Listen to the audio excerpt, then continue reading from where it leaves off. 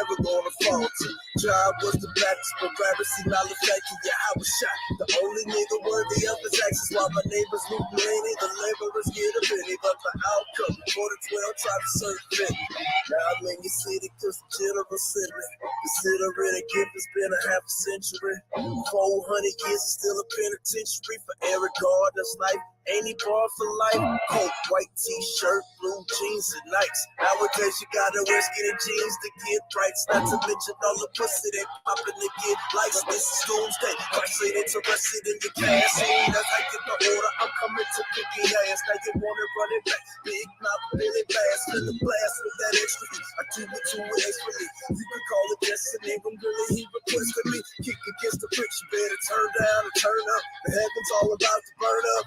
I'm talking about two in the field, but only one is gonna turn up. All you wanted was a rapture, the other ones get fucked. I'm talking 6 ways Sunday, the body's gonna erupt. In the midst of this corruption, hard to interrupt. Shit, I thought you all reverse surf code. I'm no deduction. We out of trying to function. They out of on a luncheon. That's the reason we serve spontaneous combustion. Reverse engineering, what you're hearing is a blueprint. That's why you get caught up in bullshit. I rebuke it. Trucking up the deuces will not produce solutions. Woman, thou art loud, now the strong man is loosened. Law out of gag, you were swinging the flag. But it's a coward, it's a hard burden for that ass. We got a classic connection. Odd bars from the past, and like an everlast punch it back, son. Just do the math. Your reporters on the other side, warriors got a class. Drilling the upper class, turning sinners from swindlers into triggers. When it comes to this fate, we the defenders, we the greatest to resist. Same time I ain't shit. Reverse psychology, I'm logically taking risks. I'm making hits, I'm a UPK hit, man. Leaning like a kickstand in poverty, I'm rich, man. Mobbing through the rich, man. Balling like a fist, man. White knuckle gripping, I'm holding to rigor mortis. One what's there you notice, there's no ulterior motives. Fully focused, fully goaded, put a notice, fire up. Need a cracking, let a host of locusts devour the POTUS. Not ahead of skaters, elevators, stay fucking with Moses. The people that were chosen, our conversation ain't broken. We was hoping for a miracle, we laid the books open. Now we dosing, no emotion, maybe boasting. So we told for whatever girl they posing. IT, I'm writing coded. I'm Wolverine, they be loaded, they be roasted. I'm reloaded. It's a false paradise for me, but not my man. Corbin, hell is open and lost me like an ocean. Now it's overflowing, flooded with judges, spitting up bubbles, they republics. But we the real Jews, they the copyright infringements. We the real niggas, they the copyright infringements. We the real wetbacks, they copyright infringements. Real savages, they the copyright infringements. Real Seminoles, they copyright infringements. Real West Indians, they copyright infringements. For real Puerto Ricans, they the copyright infringements. Real Nicaraguans, they the copyright infringements. San Salvador, they the copyright infringements. Colombia, Sonia, they the copyright infringements. True rulers out of Cuba, they the copyright infringements. We gon' boom y'all child about the copyright infringements. We gon' boom y'all child about the copyright infringement. We gon' boom y'all child about the copyright infringement. We gon' boom y'all child about the copyright infringements.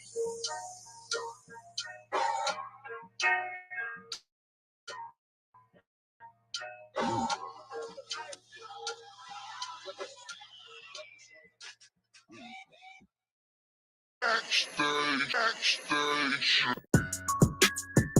Yeah, nigga. Fake ass nigga.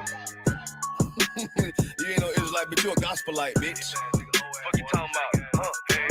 If that nigga won't walk, bitch, we ready. It ain't hard to find us. Hawk, I keep that stick locked, loaded, boy, he'll fade you line up. Young nigga named is Slayer. What you think? Well, you be done to try. Soft cold shit, we bought it. UPK, you solid. Little bitch think I'm crazy, think I'm playing. Like, bitch, I ain't the one. Walk for every day, so who is you, bitch? I don't need your love. Killers right round the way. What you think? I love this brotherhood. Hood. More than you, bitch. Sharp on shit, I'm about it. UPK, you solid. Fuck nigga don't want war. It ain't enough clips in your army. All the bitches wanna take my piece. All the hoes wanna take my piece. All the nigga wanna take my piece. No, I can't let a dog take it from me. I can't let a dog take it from me. You a hoe, study and you dummy. And these bitches really out this bitch walk around like they don't know nothing. And a lame nigga fall for them and get set up for the coins and get gunned down, man down, shit took the time, get a damn no. But I see the solid and I show her. She could never get a priest home. Get a dirt ass, rust that neck, bitch with a fake ass jewelry. In Tennessee while I'm touring. It's a Tennessee, but she luring. And a sucker duck bitch ass boy, fuck nigga over that big mug. And I say, if that nigga won't walk, bitch, we ready. It ain't hard to find us. Hawk, I keep that stick locked, loaded for here, page line up. Young nigga name is Slayer. What you think? Well, you be done to try. Psycho shit, we bout it. UPK, you solid. Little bitch think I'm crazy, think I'm playing. Like, bitch, I ain't the one. Walk right every day, so who is you, bitch? I don't need your love. Killers right round the way. What you think? I love this brotherhood. Hood. Money, you bitch. You a lame nigga down to me. Eat candy, but I'm sucker free. You a little nigga, ain't none of me. Face up while I fit a beat. Yeah, AR 2 to 3. Draco with a magazine. Yeah, the clip run like limousine. I shoot your ass in the spleen. While I bust your ass in the temple. We debating by the temple. Tell the truth, boy, you's a victim. You're scoring more.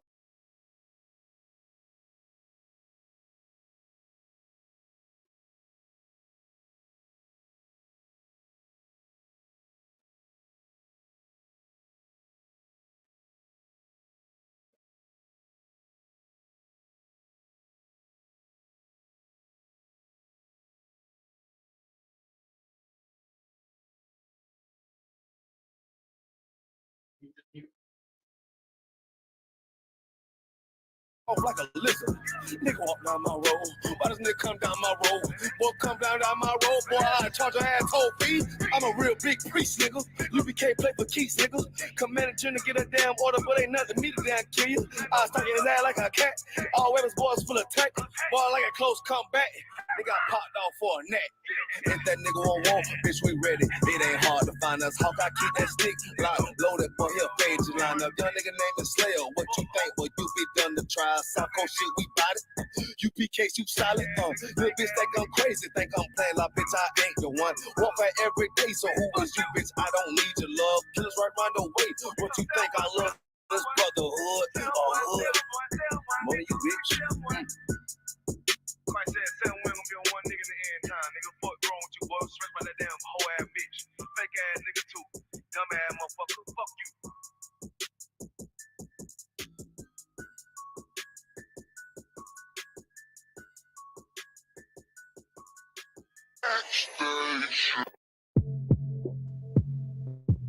Get outside, nigga, outside, one the west and we outside, outside.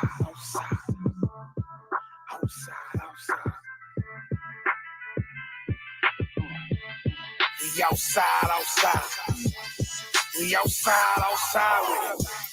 That temperature's getting hot, we take it outside. You run your mouth up in the store, we take it outside. I got my killers with me, you won't make it outside. Outside, cause we outside. Before the COVID had the mess and we was outside. That block loaded extra mag and it's outside. There's one west for that bag and we outside. We outside. I got the world in the palm of my hand. One west sleeve stretched through it live on the gram. Had a whole world viewing. Click and subscribe. Had them niggas off the block. So them shooters, they want a job. I just put them on the payroll. When I get control them, I just mold them like they Play-Doh. Soldiers giving halo, trying to get up at them. Allah punya berat. Ya. How about Shimmy out, Shyberg? A thumb. What? Akim, clap it up. Let's get it on. I'll answer your questions in the room and online. We'll go into World War III today. Officer Ashar will break that down and give you the exciting news about World War III. All right. We'll also go into the racism that happened at the graduation in Wisconsin. We'll also go into the Pride Parade riot. There was a riot at the Pride Parade. They're such a peaceful people, a happy folk. They had a riot at the Pride Parade. We'll break that down for you today. And of course, I will answer all of your questions, both great and small. Let's have a drink since I'm back in Harlem, if you don't mind. You know, I'll just take two. Just 2 fingers. 2 fingers out the water. All right, we ready to rock? Count, sir. First question. Let me get me Espanol together too while you're doing that. And quick shout out Atlanta in the building. Give Atlanta a hand. I see you, Atlanta. Look at my hand.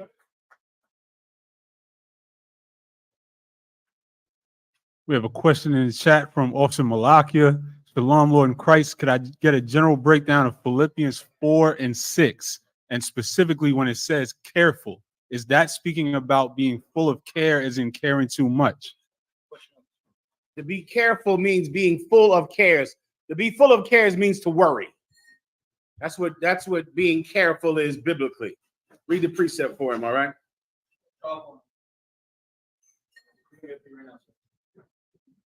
Okay.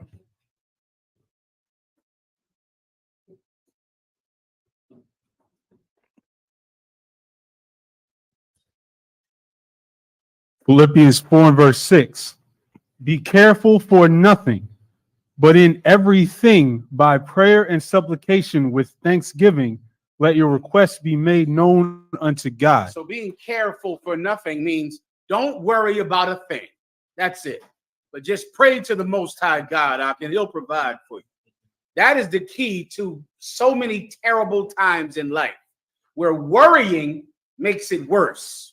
Worrying makes you think of some drastic solution to a problem that is not drastic, a problem that really is simple, a problem that every man goes through in life. But when it happens to you, of course, you do something drastic. I remember back when I was young, everyone would say, I have to sell drugs to feed my children. You've heard that before, right? I have to sell drugs to buy Pampers for my baby. Well, that is to buy formula. That's a very drastic solution to a simple problem. So now to buy Pampers, you're going to go to jail for 25 years for Pampers because you needed Pampers. So tell that to the CO. I'm here because of Pampers. That's why I'm in here for 25 years. Don't worry about a thing, young brother. Don't worry. Make your supplication to God. You go to Him because you need Pampers. You pray to the Most High God because you need to take care of your daughter. You need me. You go to Him about it. Don't go out and do something drastic. The problem is not that serious. Really, what you'll find in life in a terrible time, all you need is brothers. That's it. That's what brothers are for. The Bible says that a friend is for the day of adversity. If you don't have good brothers, then of course it makes your problems a lot worse. Anything else? Wow, sir, that's all. Okay. Any other questions in the room? Go ahead. I wanted to know what does speak lightly of my name mean when Christ was talking about the fake Israelite groups in Mark chapter 9, 38 to 39. Also, Abijah had some good purple pig things he wanted to go over tonight. Let me know if he wants to get down with that or we can do that. Go ahead and get that for me, please. So we're in Mark chapter 9, verse 38. Mm-hmm. The question is in 39 though. And John answered him, saying, Master, we saw one casting out devils in thy name, and he followeth not us, and we forbade him. So what is this talking about? Just so you know, this is speaking about the fake Israelites that were around during the time of Christ. There's always been men who refuse to follow the order that the Most High God laid down. Heretics. Men who refuse to walk through the straight gate. They've always existed. They existed during the time of Christ. Everyone understands. Okay. They had names you've heard of: the Zealots, the Pharisee, the Sicarii, the Heresy. I mean, the Pharisee and what's the other one? The Sadducee, the Pharisee.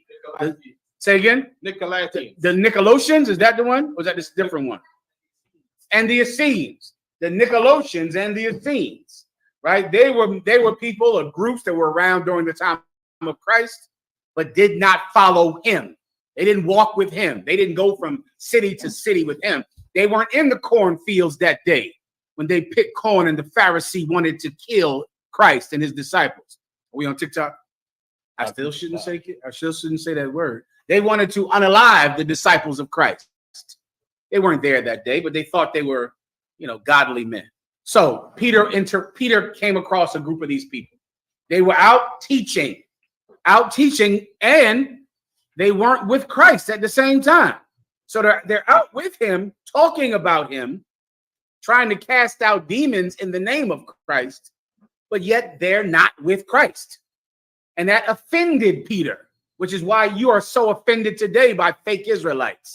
The offense is this: you are giving people the impression that you and I are the same when we're not.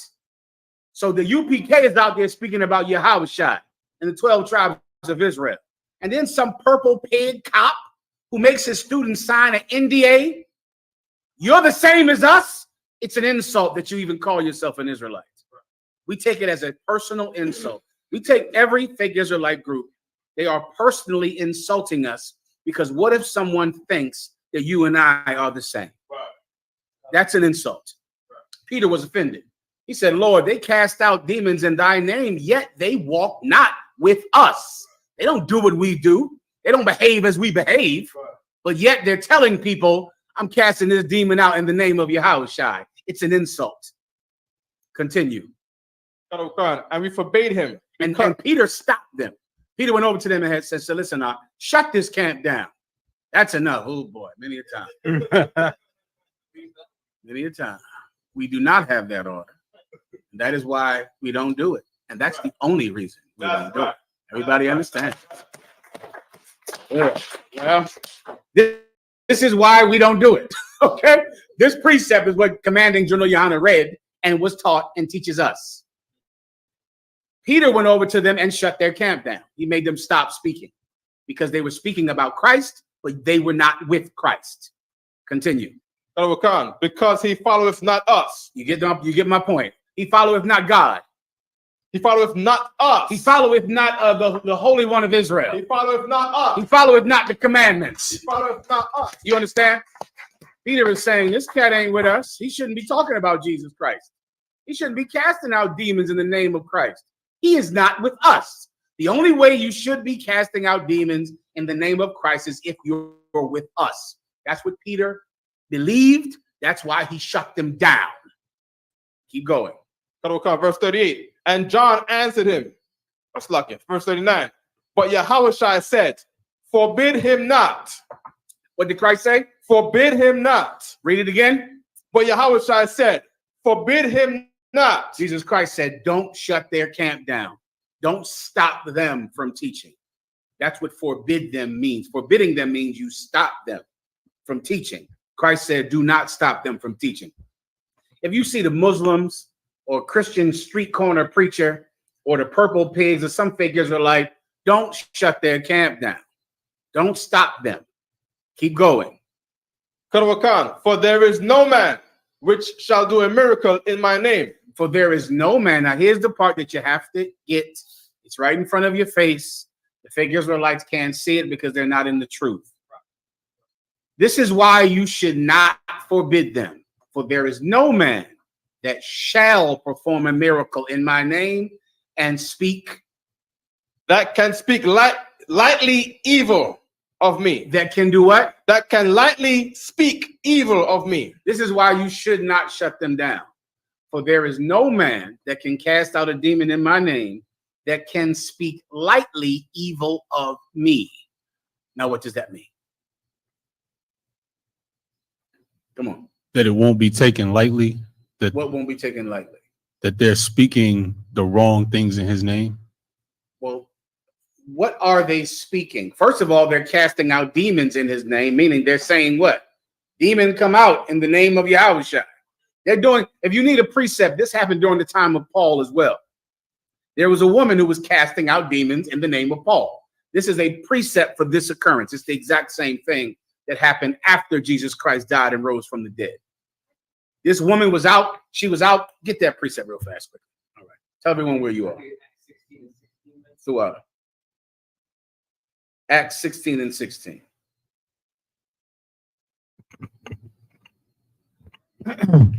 Acts chapter 16, verse 16. And it came to pass as we went to prayer, a certain damsel possessed with a spirit of divination met us. She had a spirit of divination.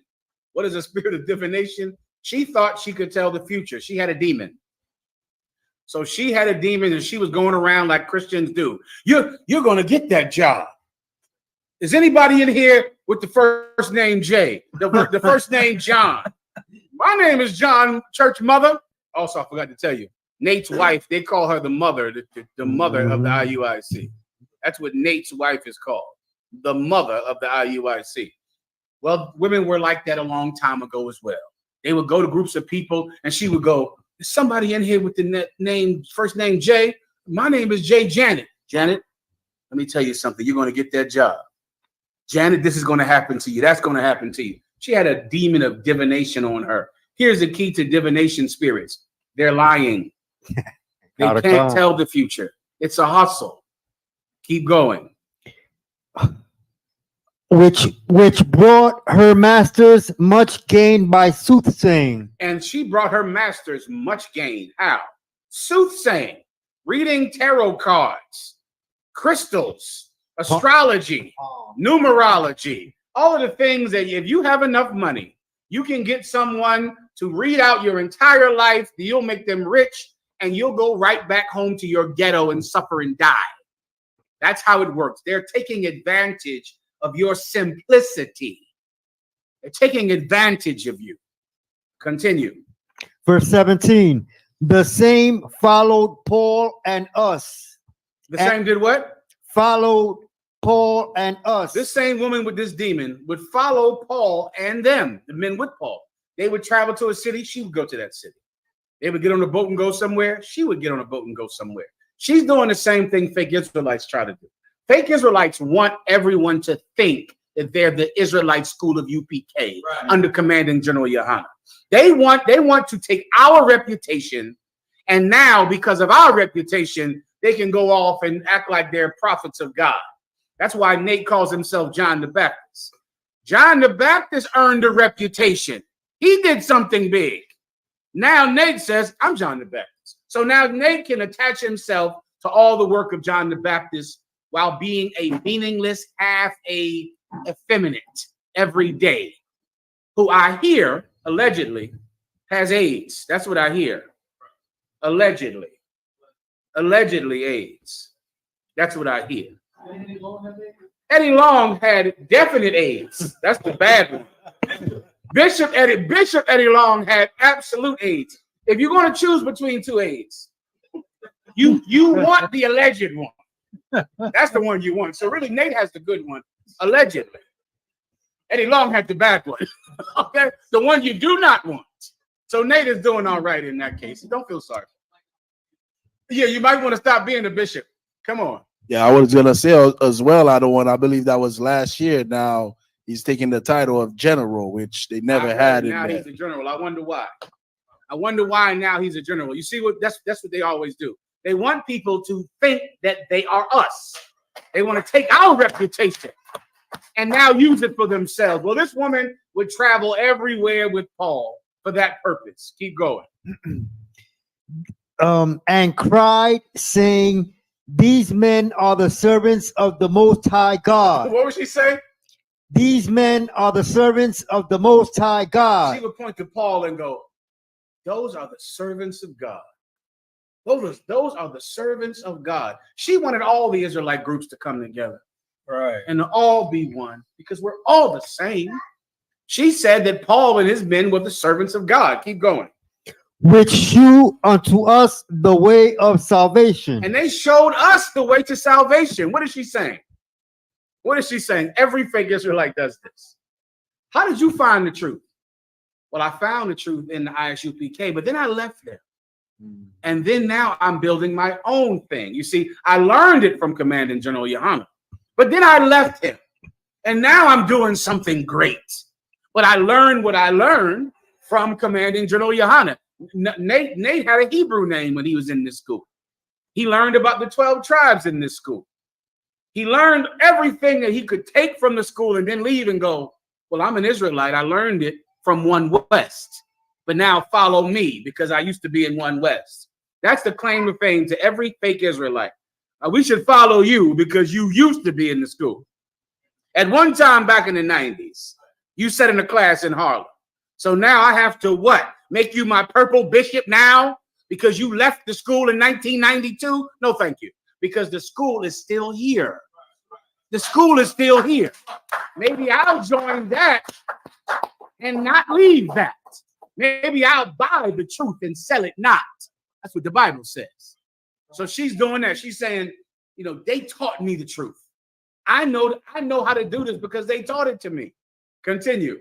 Verse 18. And this did she many days. But Paul being grieved. Paul was what? Being grieved. If you could get this, this is the whole thing. What was she saying? These men are the men of God. You read that, right? These men are the men of God.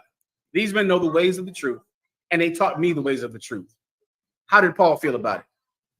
But Paul being grieved. Paul hated that. This is to understand the mindset of the UPK. He hated that. Now, I know no fake Israelite watching will understand this because you are her, so you won't get this. Right. This woman, read what she was saying again, and then close out with how Paul felt about it. Verse 17, the same follow Paul and us. 1 second. Paul was grieved because when she did that, she was lightly speaking evil. Thank you. Paul knew. Let me tie you all together, Katazar. Paul knew she was a liar. He knew she did not feel that way about him. How did he know for a fact she did not believe that Paul was a man of God? She did not believe that what Paul was teaching was the truth. It's a very simple way to know. Because she wasn't with him. Done. It's like saying people in the world do this. It's ridiculous, but people in the world do this all the time. How do you feel about your ex-wife? I love her. She is wonderful. She's a wonderful woman. Then why the hell aren't you together? People do that all the time. What about your ex-wife? Oh, listen, my ex-wife. She is a glory unto women. She is the most wonderful thing in the world. Really, really, she's too good for me, my ex. Well, then why aren't you together? You don't really mean that. You're saying that because you know she has a child with you. You don't want to talk about the woman in an evil way. But clearly, if you love the woman and she was so great, you'd be together right now, right? Well, if you love the UPK and if you love her so much, you would have never left. So Paul knows she's a liar. He knows she's only saying this to gain off of people. She's saying this to manipulate people into thinking that Paul's work is her work, and it's not. Read it from the top on down and close with that. You know, brief from what she was saying about it. Verse 17, the same followed Paul and us and cried, saying, these men are the servants of the Most High God, which shew unto us the way of salvation. Verse 18, and this did she many days.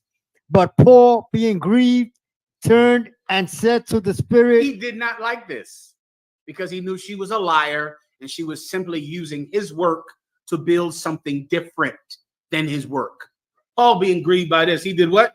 Turned and said to the Spirit, I command thee in the name of Jesus Christ to come out of her.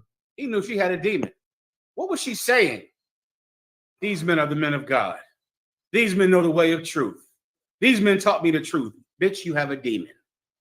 Now, you would never understand that without being in the school. It's something you can't get because you are easily flattered and you love friends. Oh, my God. You love fellowship. Fellowship is all you care about. Fellowshipping. You want to find some. You like these effeminate, these pride people. You're really just looking for a community to be part of. And you think you can be part of the Hebrew Israelite community. And we're all together. We're not the pride community. Right. We're not unified. What the F is your problem? What do you think? We're all one rainbow? All believing in the same thing, coming together? We're not. We're fighting a war.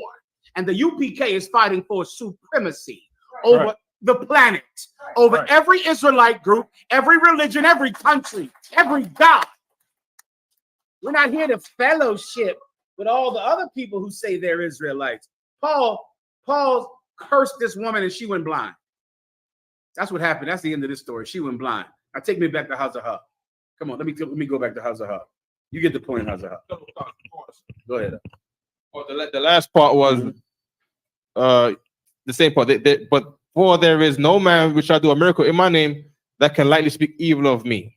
Keep going. Verse 40. For he that is not against us is on our part. For he that is not against us is on our part. Now read this precept to lock it down. Read that whoever is not with me is against me. You want to read that? And then I'll give you the breakdown, then I got to go. Now remember, Christ just said, he that is not against us is on our part. He that is not against us is on our part. Meaning, whoever is not against us is on our side. Keep going. Go Matthew 12 and 30. He that is not with me is against me. Who said that? What is that? What color is that written in? It's written in red, sir. Is this a contradiction? La, sir. Absolutely not. He just said over there, who is not against us is on our part. Then he's saying over here, whosoever is not with me is against me. Now, is that a contradiction? No, it's the same thing, and I'll explain that. Jesus Christ said not to stop them because he knew for a fact that they were not going to cast out any demons. So why stop them? Because they're not going to do it. But what will they do? Them going out and teach, them going out on the streets and teaching and setting up churches will just help us. That's all it will do. It will simply help us. Thank the Lord for Sunday, because of Sunday, Christians go to church. A lot of those church services are filmed. I'm going to take that film and play them in this class. Do you understand? Church services help us. How many IUIC videos have I played? I haven't even begun to play IUIC videos. It's a good thing that they exist. It's a good thing that they tell their members to sign NDAs. It's a good thing that they say that you're allowed to sexually assault your wife. It's a good thing. Say again? To make them straight. The IUIC teaches that you have to sexually assault a woman who believes she's a man to correct the gayness. So you have to sexually assault her. How do I know that? I'm not in IUIC. How do I know? They had a video. That video did what? Young brother right here. What did that video do? Do you know?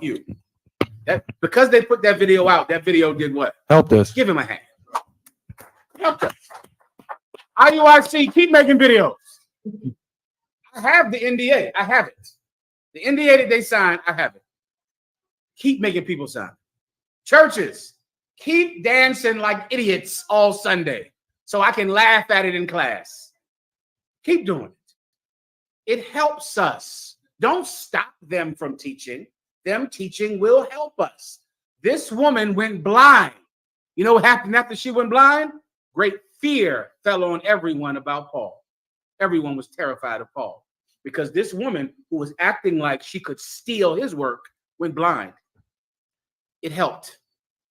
Now, what does Christ mean when he says who is not with us is against us?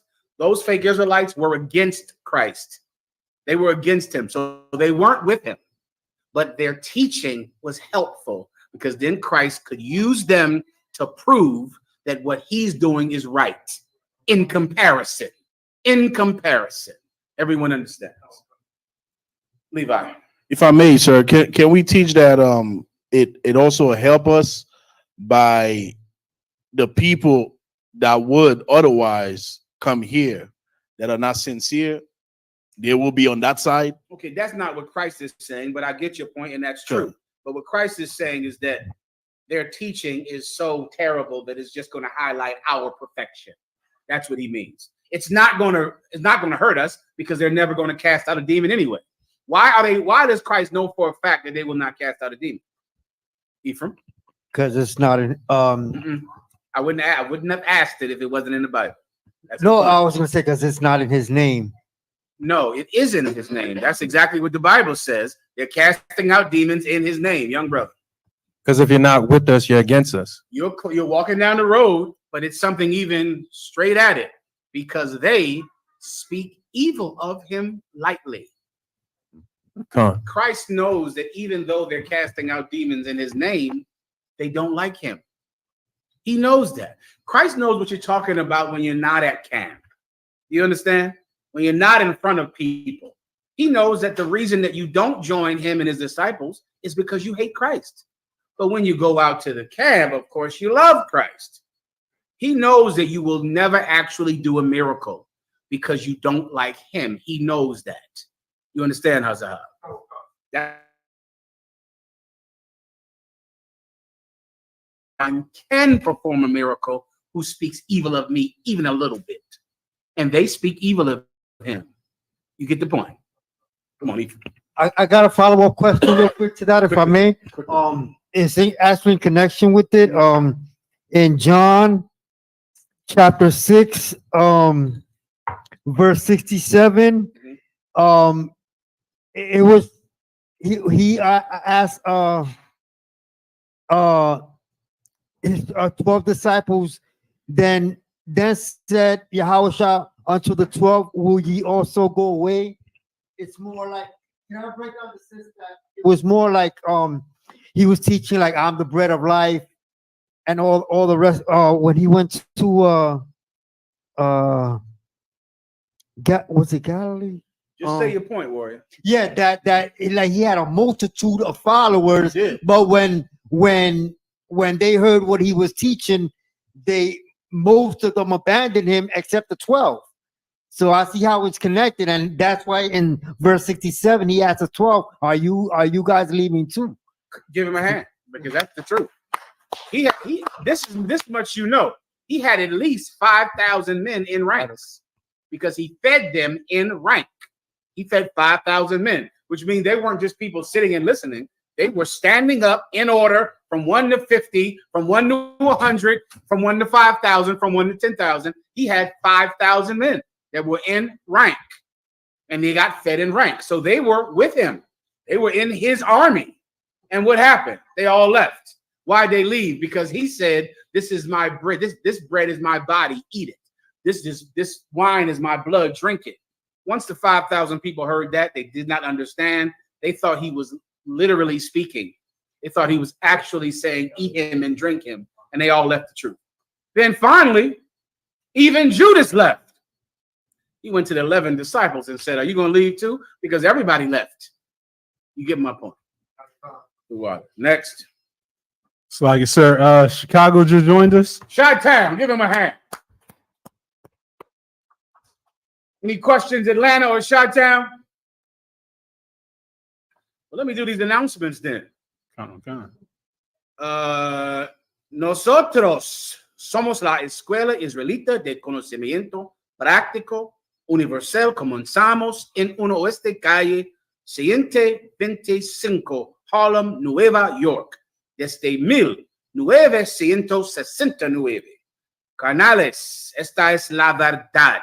Si tú eres hombre hispano, negro o indio, nativo, tú eres Israel, el pueblo elegido de Dios. Tu madre y tu padre dicen que somos un culto y mantienen su iglesia sin culpa.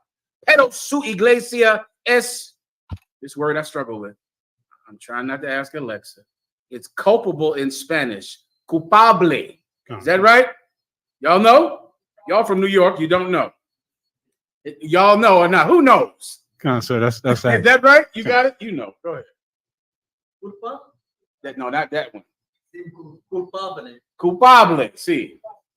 Es culpable de todo lo que nos están pasando. Orally. All right. Let's keep it right. Next question. Sir, brother. Go ahead. You got it. A brother asks, Salaki Alawab, can you break down Ecclesiasticus 9 and verse 10 through 13?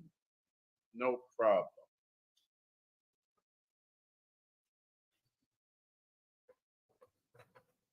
Whenever you have that, or I'll just 9 and 10 through 13. Ecclesiasticus chapter 9 and verse 10. Forsake not an old friend. Ecclesiasticus chapter 9, verse 10. Forsake not an old friend, for the new is not comparable to him. A new friend is as new wine. When it is old, thou shalt drink it with pleasure. Yeah, that goes right on the topic of not leaving the truth. Don't forsake an old friend. The Bible also says, prove a friend. Prove a friend. In the Israelite school of UPK, young warrior, there is a system to prove friendship. And we're not like your friends in the world, whatever drug addicts you went to high school with. whatever drug addicts you were co-Ds with back in the world. You think they're your friend. They're not. They're accomplices. They're whoever you got high with. Associates. Before you know it, when the court case comes, you will snitch on each other like it was going out of business. Like snitching was a sale. Like it was a sale on snitching. And you thought he was your friend. He wasn't. He was just some cat that had the same sickness as you. That's all. But in the Israelite school of UPK, there is a system to proving friendship, to making sure that only the best friends can stay in this school. And when you have them, don't leave them, huh? They've been tested, huh? Don't leave an old friend. What, to find some new one? Someone who hasn't been proven, who hasn't been through enough tragedy, who hasn't been through the wars by your side? It's time for that. Who has time for that? That's the precept. That's the breakdown. Anything else? Captain Yatazak has a question. Salaki, sir. Go ahead, Warrior. If I could, when Paul said, I speak as a man, fake Israelites use that to say they don't believe the New Testament and Paul's writings. What can be used to cut that logic of thinking? Well, fake Israelites would never understand speak as a man because they think that everything they said is in the law. What Paul is saying, that the thing that I'm saying now is not in the law, but I am telling you to do it by my authority given from the law. Who else did that? Moses. What did Moses receive from the Most High God? The 10 Commandments. That's what he received from God, written by the finger of God, carved in stone, hot and glowing. He received that from God. He put it in the Ark of the Covenant because those stone tablets are written by the hand of God. God wrote them. That's what God gave to Moses. Where did not eating pork come from? Where did a man shall not wear what a woman wears come from? That came from Moses. You understand? From him. Where did the law about tithes and the law about wear your clothing and all the laws that we have about what you can sell and not sell, where did that come from? From Moses. Moses made our family traditions law. He had the authority to do it. The people knew he had the authority because he was given the 10 Commandments from God. So they knew that this man could give you rules and you had to obey them. Everyone understands. Paul went and said, I speak as a man, meaning this is not in the law. Give me one where Paul said that. Give me the one in 1 Corinthians. He's telling you this is not in the law. So if you're going to look in the law to read, find that you won't. But I have authority over these schools. I have authority which is confirmed in the book of Revelations, where the Most High God said that he is he that holds the seven stars in his right hand and the 7 candlesticks. Who are the 7 candlesticks? The schools that the Apostle Paul built. The Bible says the schools scattered throughout Asia Minor. Paul was over those schools. And those were the candlesticks in the hand of Christ, who held the 7 stars in his hand, which represents the 7 angels. Those schools were led by Christ. And Paul gave them rules that were not in the law, but you better follow them because Paul's authority is in the law. Go ahead and read. The book of Galatians, chapter 3, verse 15. Brethren, I speak after the manner of men, though it be but a man's covenant, yet if it be confirmed, no man disannulleth or addeth thereto. Oh, forget, he's breaking it down all the way nice and flat for you right there. Listen, I'm speaking like a man. This is not written in the 10 Commandments in glowing stone. But if the Most High God confirms a man's words, then who can come against it? If God confirms this man's words, then who can say that these words don't come from God? That's the point. That's the precept that you want to break down from the fake Israelites. Was that you the one that broke them down? I read it. Okay, that wasn't my question. Okay, Slaki, Yatazak asked the question. Yatazak, give me the precept that the fake Israelites use. So I think he was just saying that they used that to say that because he said he's speaking as a man, they discredit all you his shouldn't writings. do it at all. Okay. Well, I guess I don't have to listen to this fake Israelite. Who knows why? Because he spoke as a man. So F him. Okay. So you telling me this fake Israelite is saying that if a man says that you don't have to listen to it, Is that what he's saying, Yatazak? I mean, Yatazak. Ask Yatazak that question. Is the fake Israelite saying, since Paul said, I speak as a man, then we don't have to listen to it? I've been breaking this down for too long that I want to go to an island somewhere like for a week because I'm sick of saying it. I'm sick of breaking this down like so many other things. If someone is telling you, you don't have to listen to it because a man is saying it, why do I have to listen to the man that said that? Why are you never the man that I don't have to listen to? Paul, I don't have to listen to him because he spoke as a man. I don't have to follow Commanding General Yohana. Why? Because you can't follow man. If I don't have to listen to men or follow men, why do I have to sit here and listen to your dumbass then? You're a man. Can't I just go? Can't we stop talking? Because you're a man. Why are you the only man that I have to listen to? When you tell me not to listen to Paul, guess what? I have to listen to that. You said don't listen to Paul. I have to go, okay. Why can't I disrespect you? This is what I'm going to do. I'm not going to disrespect Paul. I'm not going to disrespect the men above me. But I am going to disrespect you because you're a man. So I'm not going to listen to you. I'm going to ignore you. I'm going to walk away from you because you're a stinking, dirty man. And you just told me I don't have to listen to men. Can I go on, or do I have to break this down 1,000 times with 1,000 precepts? Because I can. Please. Kevin, I did respond to the comments. He said, because he's a man and concert. All right. Listen, I don't follow man. So I'm not listening to that bullshit, that mess. I can't follow no man. So I'm not listening to him at all. All right, because he's a man. Next.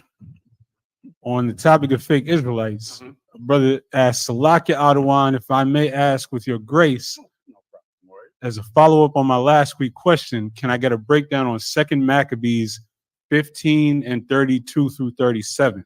That's a lot of precepts, warrior, for my time. So I glanced over. He did ask with such grace and kindness, but I'll try. You want to say something, warrior? Oh, come on, sir. I just glanced over it. I think it's about Nicanor, and apparently fake Israelites have some type of holy day called the Feast of Nicanor. You're making them new stuff now. I never heard of that. The Feast of Nicanor. That's a whole. They're going in deep into the lying bag now. They're digging deep into the bag of lies. Have you brothers ever heard of the Feast of Nicanor? Damn, that's a new one even for the young brothers. I thought sometime I'm too old for the new lies. I only really know the old lies. So I don't know what the Feast of Nicanor is. All right. So I don't know who Nicanor is or none of that. I'm sure he's a wonderful brother. I'm sure. He's not. You know him. Well, the brother said he's not wonderful. So F him. F Nicanor. Give him a hand. All right, let's learn about Nicanor, everybody. Second Maccabees chapter 15 and verse 32. 2nd Maccabees, chapter 15, verse 32. And shewed them vile Nicanor's head, and the hand of that blasphemer, which with proud brags he had stretched out against the holy temple of the Almighty. Verse 33. You can just skip down to the feast. I'm sure there's something about a feast or something. Yeah, all right. See me one more time, warrior, when you're able. Go ahead. Take your time. Khan, verse 36. And they ordained all with a common decree in no case to let that day pass without solemnity, but to celebrate the 13th day of the 12th month, which is in the Syrian tongue is called Adar, the day before Mardochaeus Day. Yeah, let me help you out with that, warrior. There's also a precept that says that the people at this town did not eat the gristle on a chicken. That's a battle I got in years ago where they say you can't eat chicken gristle. What is it? Is it called gristle? The part at the top of the bone. Not that one. They say is the part. What's the part on the chicken that's at the top? That joint. They say you cannot eat that. That was a battle I got in. Can you believe that? the ligament that connects bone to bone.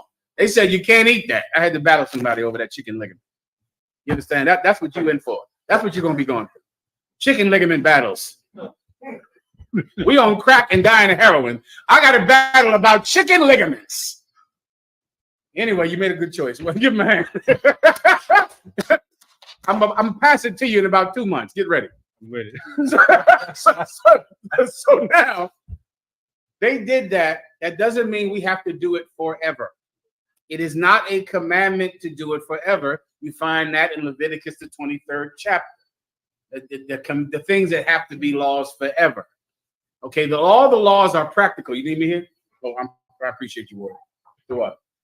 All the laws that you have to do forever are in Leviticus, the 23rd chapter. The rest of them are feasts that people can keep or they cannot keep. Think about it like Juneteenth. Juneteenth is not unlawful. Cinco de Mayo, that's not unlawful. You want to go to a Cinco de Mayo festival, have a good time, huh? Enjoy yourself. We're going out to Buffalo, I think. Aren't we recent soon? Next week, we're going to be in Buffalo at the Juneteenth celebration of solemnity. The Juneteenth celebration. We're not worshiping Juneteenth. It's not a high holy day. But we are going, and the people that want to celebrate Juneteenth are welcome to do it. The people that want to celebrate Cinco de Mayo are welcome to do it. But these are not solemn assemblies of God. They are not days where no boss would be allowed to make you go to work. They are not days of sacrifice in the Old Testament. They are not high holy days. They're days when you decide to have a party. If you want to worship Nicanor, enjoy. In the UPK, we don't do that. We don't follow the Feast of Nicanor, and we don't have our own personal Juneteenth celebration or Cinco de Mayo celebration either. You want to be with Nicanor, Nicanor all you want. Nicanor till you're sore. But in the UPK, we don't do it, and we don't have to, because we follow the traditions that were handed down to us. Right. You're a brand new Israelite group. The IUIC started in 2006. Are you out of your effing mind? You know how long Commander General Yohana had been in the truth? By 2006. You know how long? I'm young. I've been in the truth 2006, 10 years. Something like that. Come on, man. I can't follow some fake Israelite, brand new, fresh milk on your breath, been through nothing. You haven't been to jail. We have. You haven't fought the city council. We have. You haven't had your life threatened and had to physically fight. We have. You haven't lost enough wives to stand next to us. What women have you lost for the truth? You can't stand with us. What children have you lost for the truth? You cannot stand next to us. You're too young. I think Israelite groups are just too young. They're babies. Enjoy Nicanor. Enjoy. I'm not stopping you up. However, you can lose my invitation. I pray you understand. Next. Asher, the water warrior, the water for bringing the scotch. I appreciate it. The scotch is excellent. I appreciate the scotch too. The water. No sign Christ. Go ahead. So, like, sir, I have a few questions I want to go over for Isaiah chapter 1. You got it. Isaiah chapter 1 on the 8th verse. It says, the daughter of Zion is left as a cottage in a vineyard, as a lodge in a garden of cucumbers, as a besieged city. Is that referencing to Zion as being alone and isolated and surrounded by enemies, or? Yeah, and surrounded by enemies who want her garden. Got it. You get my point? You're a guard, you're a house, a cottage, a little, not a castle, a little cottage in the middle of a beautiful, what's the vegetable they use? An oasis, so cucumbers. Place. Cucumbers. Well, people want cucumbers. You get my point? They want to eat your cucumbers. And what are you in? A cottage. Well, bad men are coming to eat your cucumbers. That's Israel. Israel has Puerto Rico, the port of riches. They have Venezuela, full of natural resources and oil. They have the North American Indians land here, so-called, with every pleasure you can imagine. They have all the islands of Haiti and the West Indian islands. They're a cottage in a garden that would satisfy thirst and hunger for the world. You don't have protection on because bad men want your island. You understand? That's Israel. That's Israel. Go ahead. Verse 9, it says, except the Lord of hosts had left unto us a very small remnant, we should have been as Sodom, and we should have been like unto Gomorrah. So when it says left unto us a very small remnant, is that talking about people who can protect us? No, it's talking about people that require the Lord's protection. How do you know for a fact it's talking about that? Because of who it referenced. Left unto us. Who it referenced right there in front of you. The Lord of hosts. Who it? Oh, sorry, Sodom and Gomorrah. Sodom and Gomorrah. What would have stopped Sodom and Gomorrah from being destroyed? If peradventure I find 10 men in the city who keep the will of God, I will not destroy the city. Well, Lord, what if you find 8 men? Somebody pull it for him real fast. There was a whole debate with the angels of God and Abraham. Abraham did not want Sodom and Gomorrah to be destroyed. Let me tell you, idiot, something. I don't want America to be destroyed, Great Britain to be destroyed. My brothers live there. My sisters live in Great Britain, in England, in London, in Birmingham. I don't want the same people that I'm going out every week to teach. I don't want to know that all of them are going to die soon. I want them to live. I don't want them to die. I have to get enough of them to change so that the Most High can save us. That's why we go out in the street. We don't go out in the street to teach, to get people killed, because we're happy that World War III has started and that our brothers and sisters who we see every day on our slaveries, on our travels, all of them will be dead soon. We don't want that. I want them to live. So I go out on the street corner, like you're going out this Saturday in Harlem, like you go out in Texas, like you go out in Chicago, in Houston, in Dallas, in Mississippi, in Memphis. Why are you there? But not if not for to save lives. Well, Abraham wanted Sodom and Gomorrah to survive. He wanted them to live. And I'll show you. If you have it, read it. Asher, I got it. you got it. The book of the microphone. Go ahead. The book of Genesis, chapter 18, verse 23. And Abraham drew near and said, wilt thou also destroy Let me the righteous? There was 3 angels that came to Abraham, and they sat with him by a fire. And the angels said, we're headed to Sodom and Gomorrah to destroy the city. Abraham knows that Lot is there. He knows all of those farmers and herdsmen that were at one time with him are now in Sodom and Gomorrah. He doesn't want them to die the same way I don't want Chicago to die, or Atlanta to die, or Harlem to die. We don't want these places to die. Abraham did not want Sodom and Gomorrah to die. The angels said, we're going to Sodom and Gomorrah to unalive everyone there. Abraham said this. Go ahead. Verse 23. And Abraham drew near and said, wilt thou also destroy the righteous with the wicked? Wait a minute, angels. I know the Lord sent you to Sodom and Gomorrah to destroy everyone. Are you going to destroy the innocent as well as the guilty? Are you going to destroy all of them together? Keep going. Verse 24. Peradventure there be 50 righteous within the city. Wilt thou also destroy and not spare the place for the 50? There are 50 righteous people in the city of Sodom and Gomorrah. Will you then still destroy those 50 and so you can destroy the city? Will you kill them too?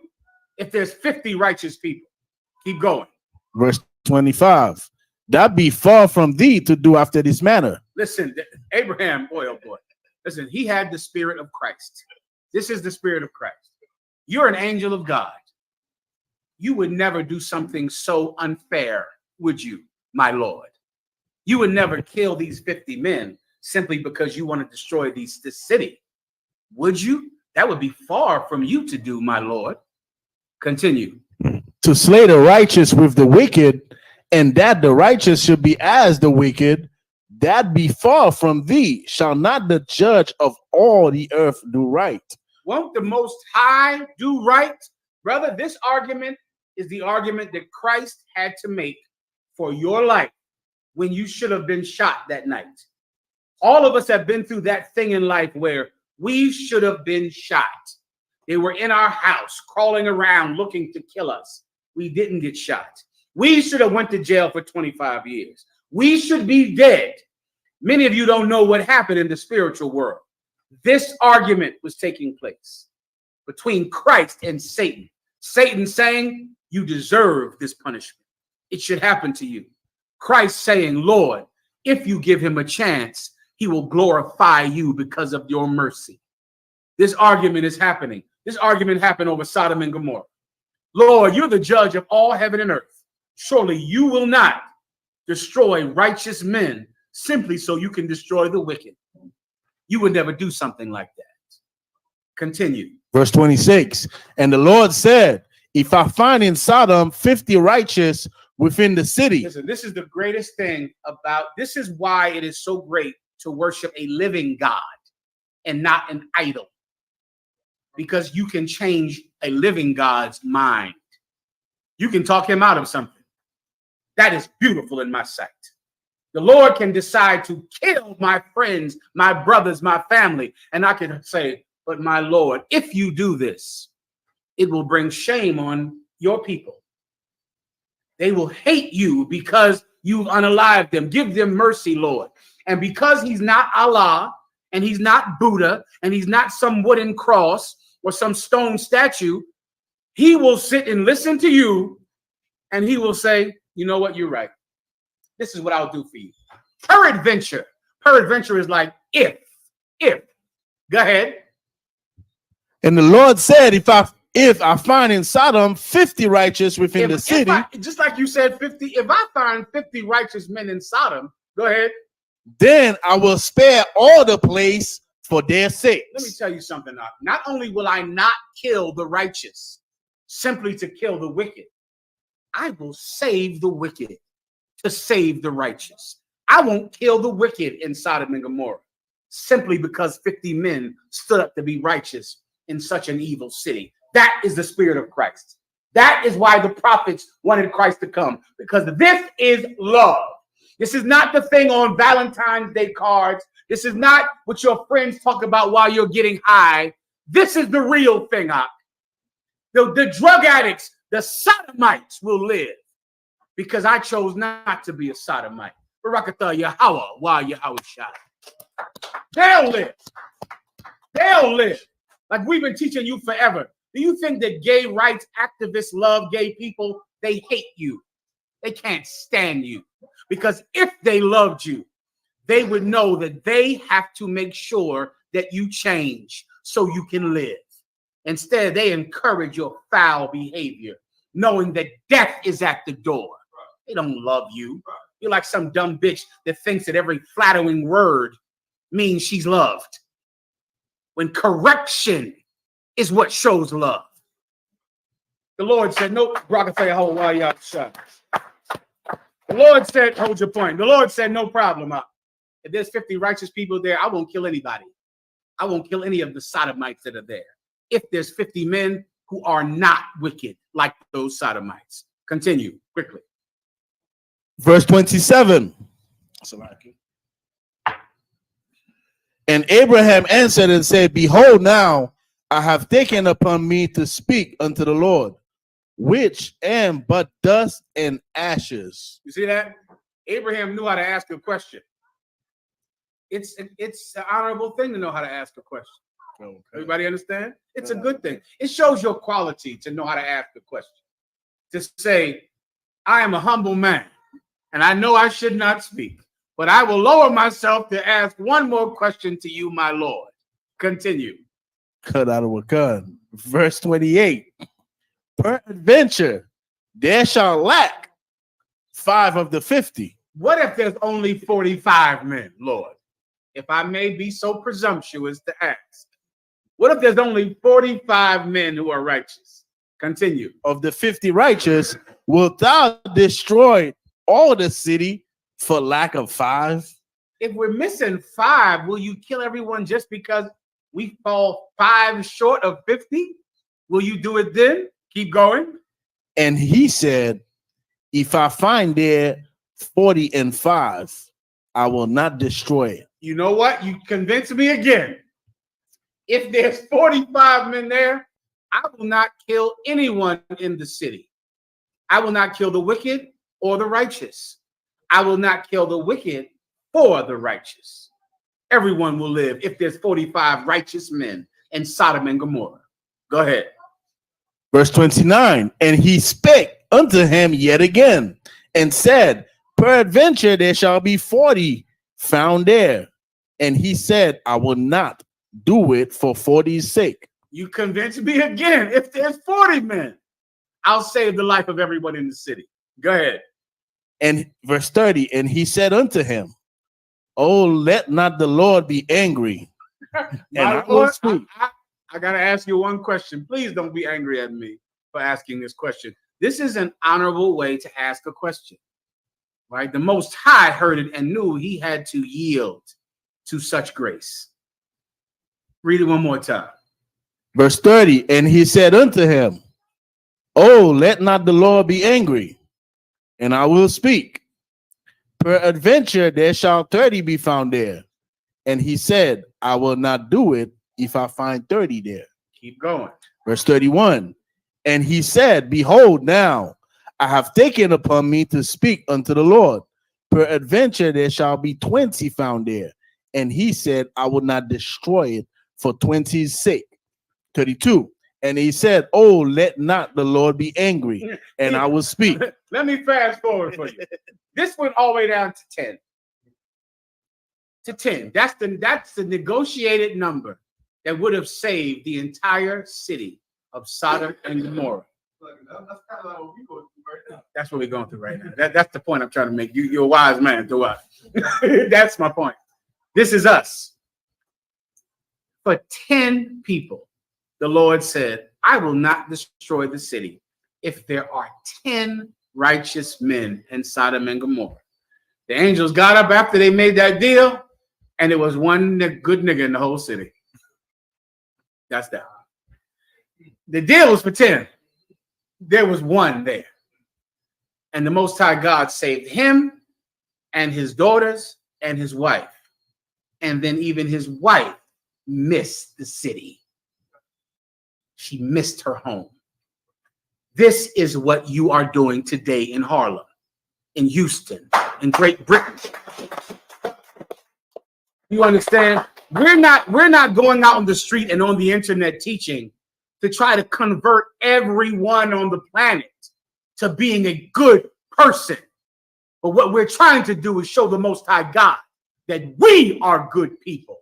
And maybe, just maybe, he'll save my brother who is not. Maybe he'll save my sister who is not, because he'll look at my conduct, my life, and he'll save my people for my sake. That's what my king did for me. Peradventure, maybe I'll do it for my brothers and sisters. Everyone understands. You understand, Lee? Sir. Now, just read that with that in mind. Now you understand. Yes, so that small remnant was the people that can be saved. With the 30, the 20. Now, because this little cottage in the forest needs 30 people, 10 people to be righteous so that God protects the cottage from the bad men round about. We just need some people to say, I'm going to be a good person, man, which is all we're trying to do in here. We're trying to turn you into a good person, a kind person, a generous, a caring, a courageous person, because good people get God's protection. That's what this precept is about. You understand? Please, 1 second, Ephraim. Go ahead. The next one, verse 18. Come now and let us reason together, saith the Lord. Though your sins be as scarlet, they shall be as white as snow. Though they be red like crimson, they shall be as wool. Meaning that the slate will be clean. Though your sins be as scarlet, meaning if you repent, if you change, then God will protect this cottage. If you change. If you stop getting high, stop smoking weed, stop being a criminal, stop being a Christian, stop eating pork, shrimp, crab, and lobster, stop assaulting children sexually, stop assaulting women sexually, stop being disgusting, stop acting like a Christian so much, and you would get God's protection. Keep going. Verse 27, Zion shall be redeemed with judgment and her converts with righteousness. The converts is talking about Israel that's converting back to righteousness. So thy sins be as scarlet, Got ye you. shall be as white as snow. Those are the converts. Now, there's the last two that I need clarification on. Verse 29, For they shall be ashamed of the oaks which ye have desired, and ye shall be confounded for the gardens that ye have chosen. You need me to break that down for you? Baba Kasha. Because then the verse 31, it confuses me, where it says, and the strong shall be as tow, and the marker of it as a spark, and they shall burn together, and none shall quench them. That's an excellent precept. I'll break it down for you when you're ready. Just start from where you want to start. Concert, verse 20, let's start at verse 28. And the destruction of the transgressors and of the sinners shall be together. The destruction of the who? The transgressors. The people that committed the crime. And of the sinners. And of the sinners. Who are sinners? Israelites. Correct. Who follow the transgressors. Correct. The devils, the Edomites, the oppressors. They're the transgressors. We're the sinners. We follow them. We worship their God, follow their customs. Why do you think that blacks and Hispanics love crime? What do you love doing? Selling drugs? Where do you think you got that from? Huh? You think that's a black or Hispanic thing, being a drug dealer? It's not. Who do you think murders for money? Black people? You better read a book. That's white culture to be a murderer. That's white culture to kill and steal and lie. That is what white people do. They're the transgressor. We're the sinner that have decided to join them. You die together then. Continue. And they shall forsake the Lord. And they that forsake the Lord shall be consumed. The sinners have forsaken the Lord to be with the transgressors, and they get burned with the transgressor. The precept is the lake of fire that consumeth the devil and his angels. You understand? The devil meaning our oppressor, the angels meaning the people who work for our oppressor, your preachers, right? Your Creflo Dollars and TD Jakes. Keep going. Verse 29, for they shall be ashamed of the oaks which ye have desired. Of the what? Spell that word. O-A-K-S. So of the what? Oaks. Of the oak. They shall be ashamed of the riches, the power. O-A-K-S? Yes, oak, like a tree. Like a what? Tree. Like a what? Tree. What are we talking about? We're talking about tree. Yes. Like a tree. What is a tree made of? Wood. Like a tree. Trees are made of wood. You're going to be ashamed of that wood. The wooden cross. Your idols are of wood and stone.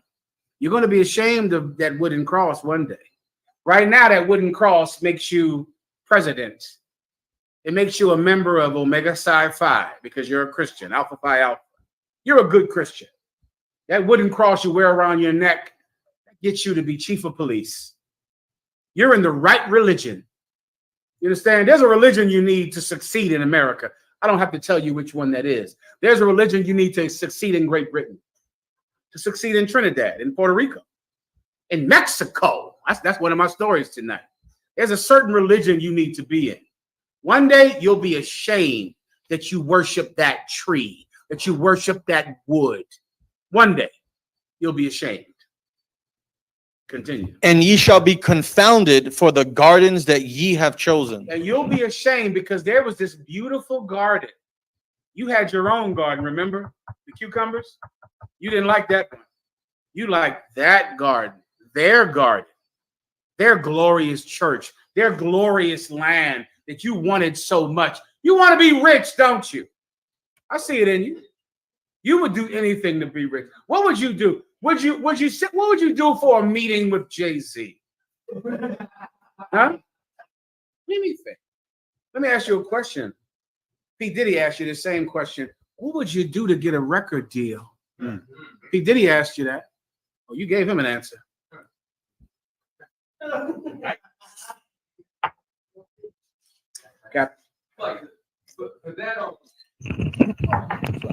For that precept, as far as choosing the wrong garden, can we use that for either we left our original habitation or when it says that we hid ourselves among? Absolutely. You could definitely lose it for losing the Garden of Eden. The water. Because we had a paradise of our own. We didn't care about that. Why? Because we wanted their paradise. We had glorious cities. Jerusalem We didn't want it. We wanted their city. You're going to be ashamed of that one day. You're going to be ashamed that you did not care about your own society. You just wanted another people's society. One day that will bring you great shame. Continue. Sir, last verse. Verse 31. And the strong shall be as tow, T-O-W. You know what that is? No, I was looking up right now. It is to pull a hole, an act or instance of towing, something being towed under one's guidance and one's charge as a follower, admirer, companion. All right. Say again. Raise your hand, Ephraim. Go ahead. A line or rope for towing. Well, that it's all basically saying the same thing. The strong shall be weak. The thing getting towed is weak. What's strong? The thing doing the towing.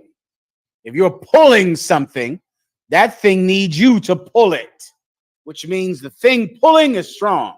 The thing being pulled is weak. The weak are going to be strong.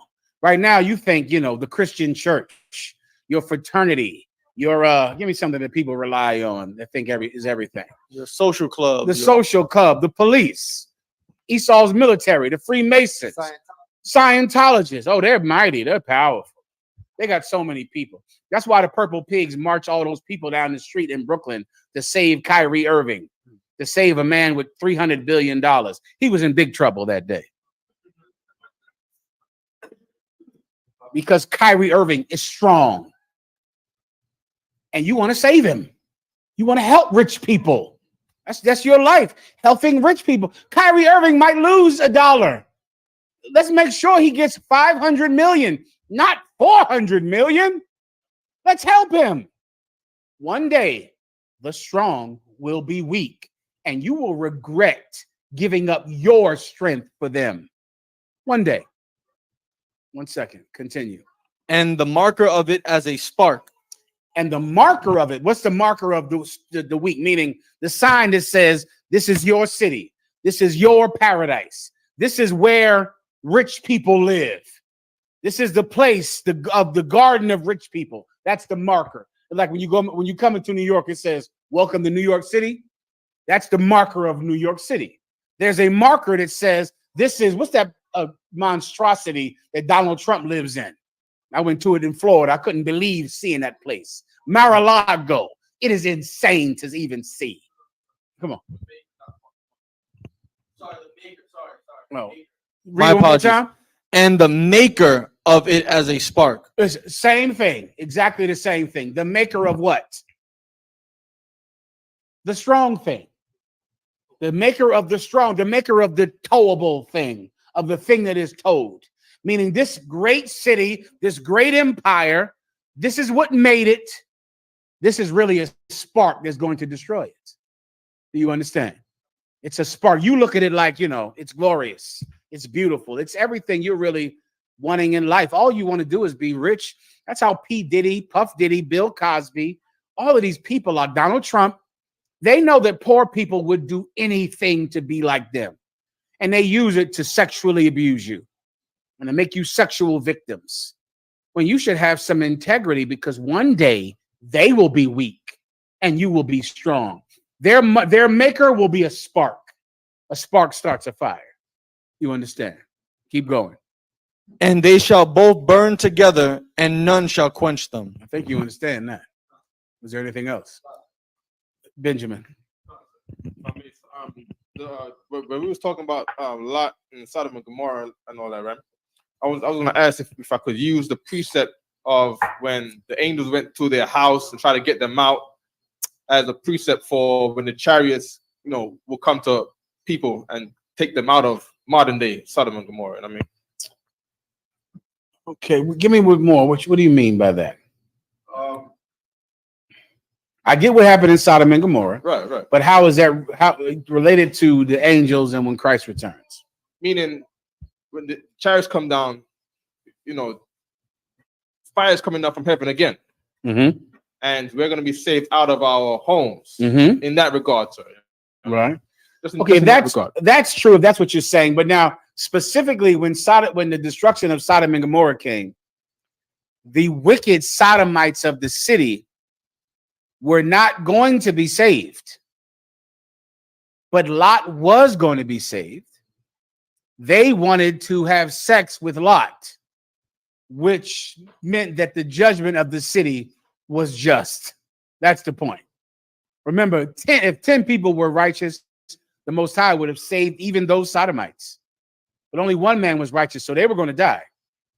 As they were going to rescue Lot, the men of the city tried to sexually assault Lot, which meant enough of this place. Do you understand? This place is beyond redemption. And that's a good precept for Pride Month. We're going to play that video. Asher, what's my time left? Let's do it. Let's do the Pride thing right now. If you don't mind, Corey, I appreciate it. The weather. Let's do this. Let me show you Sodom and Gomorrah right here. Recently, this happened in Philadelphia. You want to say something to me? I'll just say, if I may say real quick, this is so heavy, the Sodom and Gomorrah thing.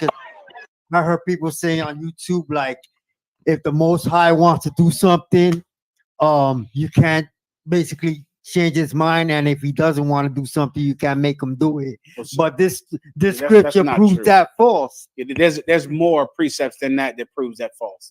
Our God is the living God, which means you can talk to him, you can appeal to his sense of mercy, and he'll change his mind. Come on. Come on now. If you want examples, I can be here all night.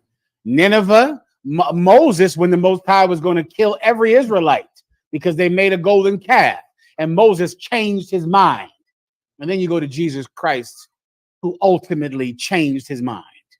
Everyone understands. Okay. Let me show you Pride Month. This is for all you sodomites out there listening, wearing purple shirts. Pride Month is one of the what is one of the colors on the Pride rainbow? Purple. Can someone look up? Each one of those colors on the Pride rainbow represents something, right? Can any random brother just tell me what does purple represent on the Pride rainbow? Can you pause and show me the Pride rainbow? Is that too much to ask technologically? Yeah, just show me the Pride rainbow. We're going into a Pride story. There was a Pride parade in the city of Philadelphia, Asher told me about today. And there was a riot at the Pride parade because the gay Palestinian protesters fought the regular gay protesters, right? And they clashed, hold your point, they clashed with each other and had a giant fight. This is the spirit of Sodom and Gomorrah. Before we go into that, here's the gay flag, I guess, the gay flag. You see purple at the bottom? Show them purple. Everyone sees purple.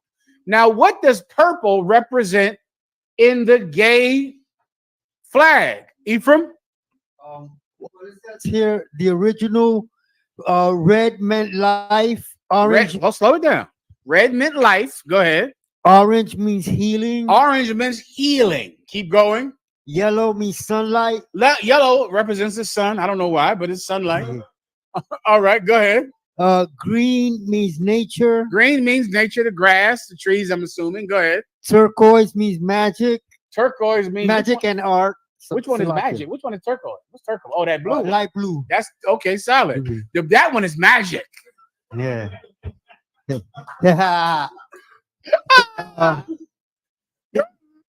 Indigo is serenity. Okay, skip me down to the purple if you don't mind. It's not purple, it's violet.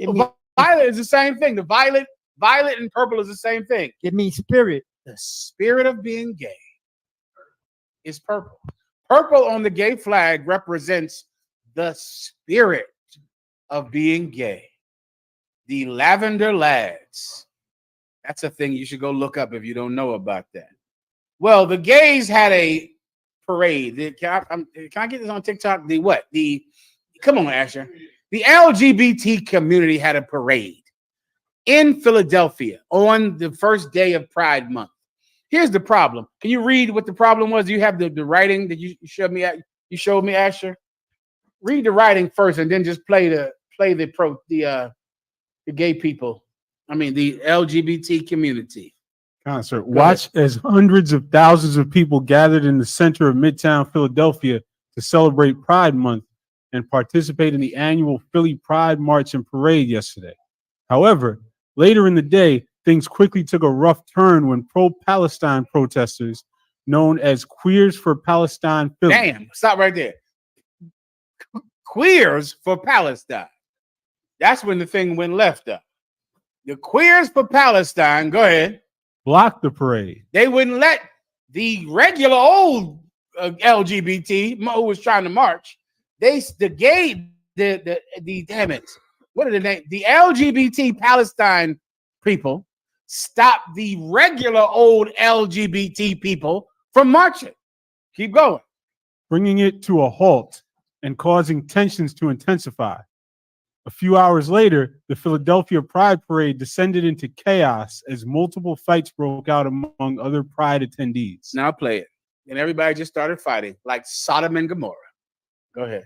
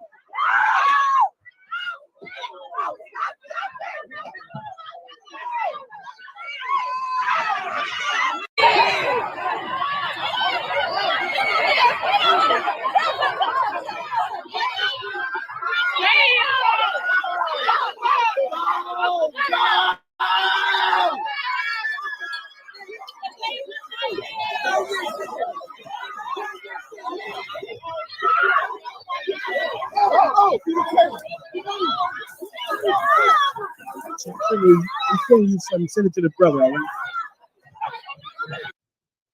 Was that it? That was it, sir. Happy Pride Month, y'all. And I'm sure that you had a wonderful celebration this year. Don't you understand that Commanding General Yohana and the UPK, we're trying to help you LGBT people. We're trying to help you. I know you didn't have a father. I know your father abused you and sexually assaulted you. Your uncle sexually assaulted you. Don't you understand that the LGBT community has never had a righteous man in their life? Now you have one. We're giving you the love that you always needed. We're going to teach you soft cats how to be men. We're going to teach you how to be a man. You don't know how to be a man. You've been abused by your uncles, by your father. Your mother was enmeshed with you. A lot of you LGBT brothers, you had a mother that you had to treat like she was your wife. You had a father that either abused you or wasn't around. All you had was the church to be a role model for you. You LGBT people, we're trying to teach you how to be men. We're showing you masculinity. We're the only ones that care about you.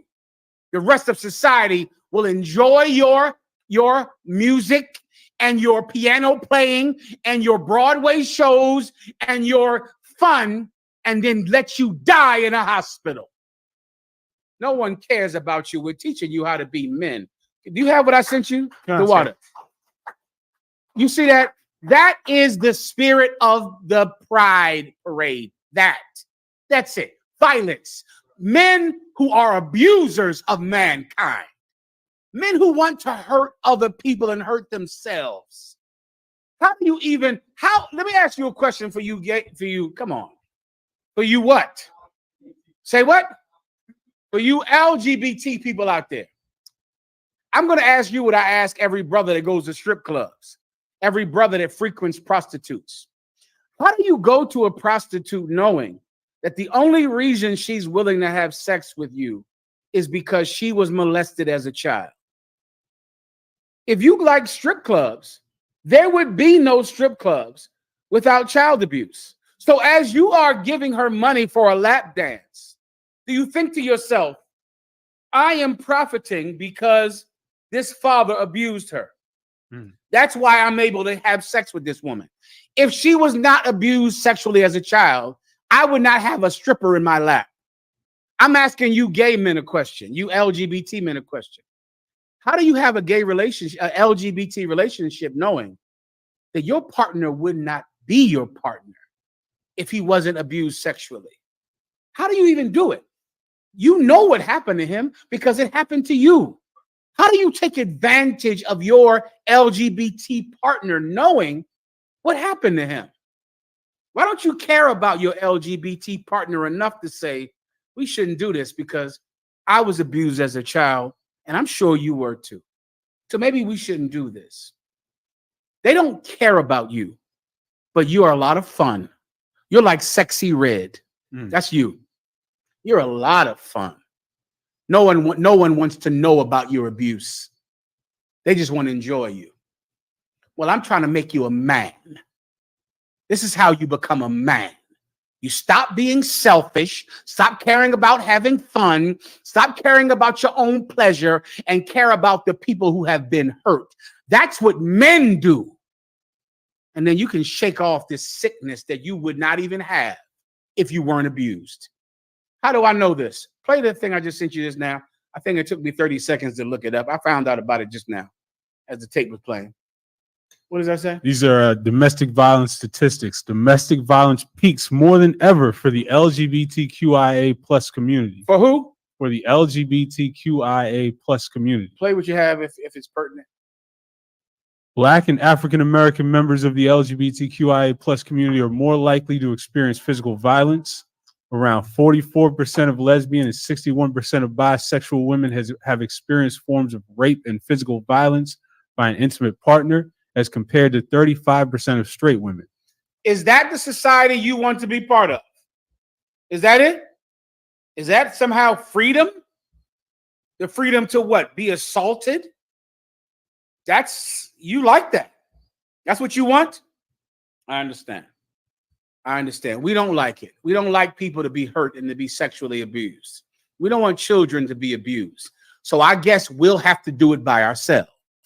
I guess we'll have to be the ones that will give the example that everyone else should follow. Because the Christian church does not care about your pain. They just want you to be proud. Everyone understands. Next. Chicago, Atlanta. Am I missing something you wanted to say?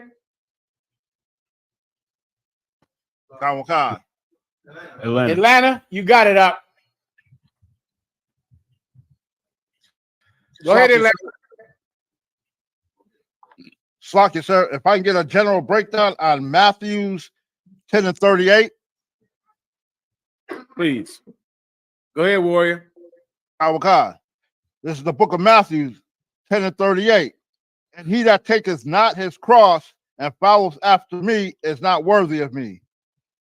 You want to break down on that? Awakad. Meaning what the cross that Jesus Christ carried. Jesus Christ, many of you might not know this, Jesus Christ was forced to carry the top half of his cross all the way to the place where he was going to be crucified. He had to carry it there. Why? Because that was the common practice. Matter of fact, Salakia, I believe he carried the entire cross. I believe that's what it says. Jesus Christ carried his cross to the place where the cross would be put into a hole in the ground, hoisted up high, and he would be put on the cross. He carried it first before he got there. And Jesus Christ is saying, if you don't carry yours, then you're not worthy to follow him. Let me break it down to you in the simplest form. There is a burden that you have to carry to follow Christ. If you think you can follow him and not carry that burden, you're not really following him. The IUIC believes that they can follow Christ, but believe in monogamy. How easy would life be if the UPK believed in monogamy? Oh my God. Oh, we'd be like the Mormons. The Mormons used to be polygamous, but then the Mormons vowed to be monogamous. You know what they got? Utah. That's what they got. The Normans used to believe in having multiple wives, but they made a deal with the government.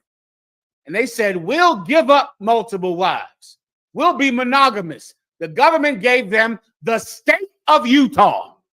That's what happened. Am I making this up? You know I'm not. I don't make up anything.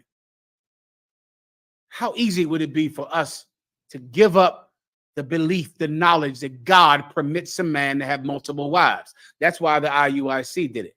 That and because Nate's wife seduced him because he's weak and she's strong. You're going to have to carry this cross up. You're going to have to believe in a thing that everyone hates, and you're going to have to walk it down.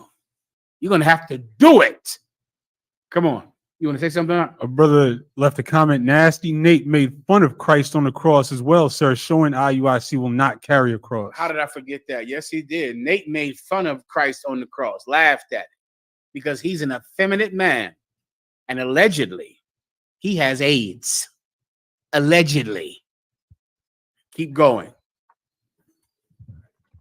That was the end of Slack. All right, everybody understands. I played the video, right? Slack, I'm not sure. Brother. Oh, I'm sorry. Levi, go. I'm sorry. Atlanta, go ahead. So you get the point about carrying a cross. So that's your cross. What's your cross? You don't want your family to know you're in the truth. Your wife is going to leave you because you joined One West. There's 1,000 things that become your cross, your burden that you have to carry that mean you're going to suffer because you're in the truth. That's your cross. Can you give me some things that might be things you might have to suffer for being in the truth? Give me some things. How about people saying you're a cult? You're in a cult. We carry it. You get my point? We're in a cult. Our cult is better than your church. Right. We just carry it. Whatever you think. You know, we're dangerous. We're in a gang. You know, we hate women. We hate women. I remember when the IUIC thought that women were going to leave the UPK. The IUIC had some group. What's the group they had? Is Abaja out there? Well, good.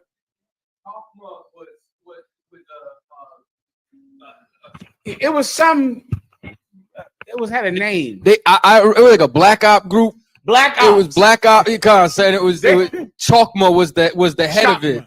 They had the Black Ops group that went and pretended to be women, went into all of your wives' Facebook accounts saying, "I'm Sister Yamakamaka."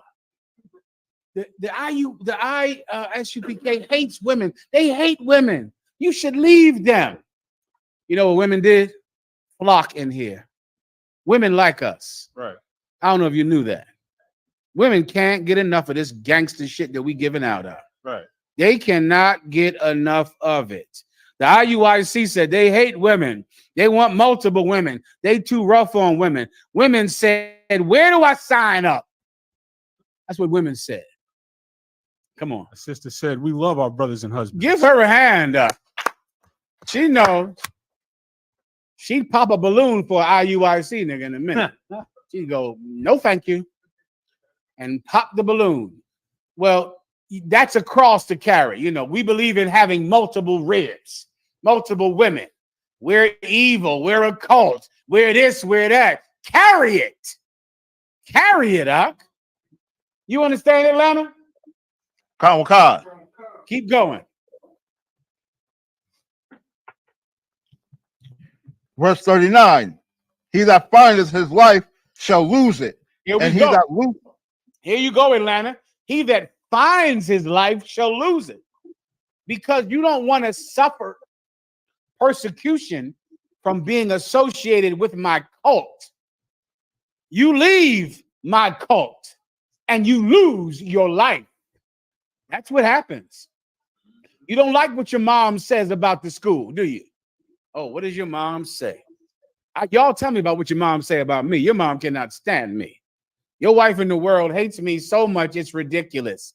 I carry it and I don't even remember it after you tell me. I could care less. Everybody understands. Because guess what happens in about 3 months? Your wife is sitting in the truth with her head covered. Sorry for everything she ever did. I've been through this too many times. Carry the burden. Don't run from it. Don't go, oh, my wife said if I join, she's going to leave me. I can't see the kids. My mama said I'm in a cult. My friends say I'm crazy. Carry it. What you'll find is that they'll look at you as a strong man because you carry a heavy burden. You understand, Atlanta? God. Keep going.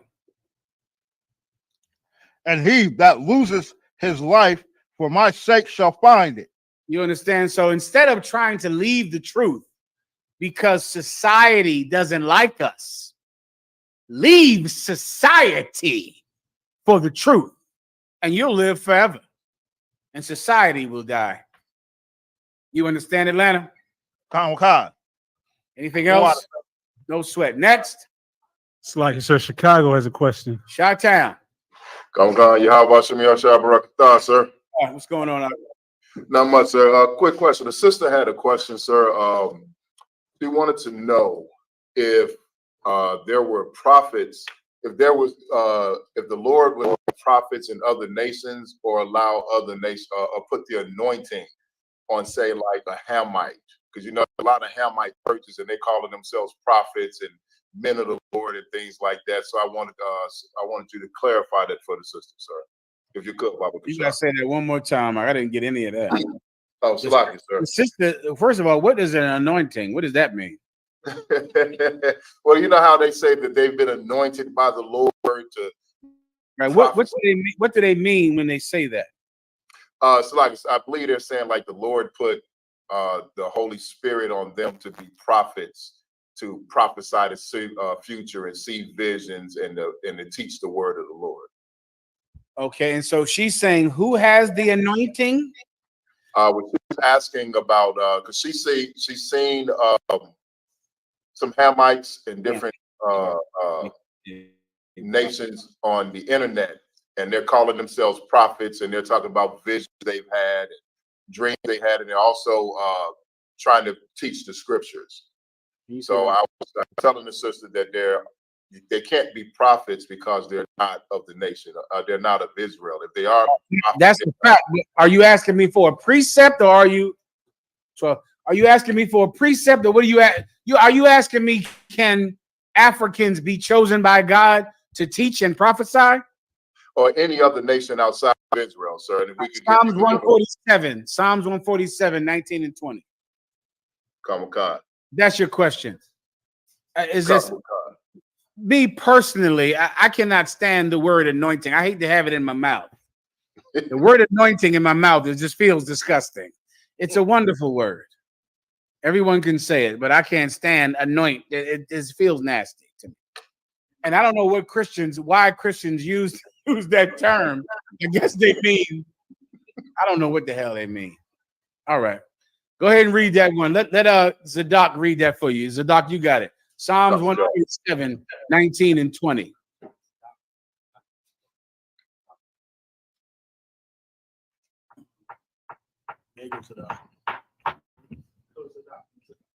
Kaza, are you sure that's the right time? That time seems a little later. You read that? Lord, we'll be here all night. Go ahead. Go ahead. If you know, I can't make it big enough for me to see it. You see what's happening. It ain't enlarging for me. But if you look at it, you know. Go ahead. Measure twice, cut once.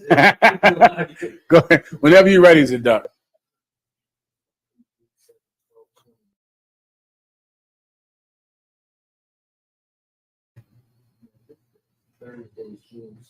That's it.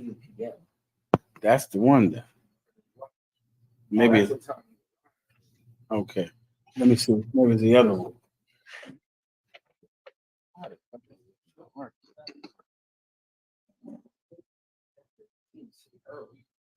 Let's see here. I think it gets to there.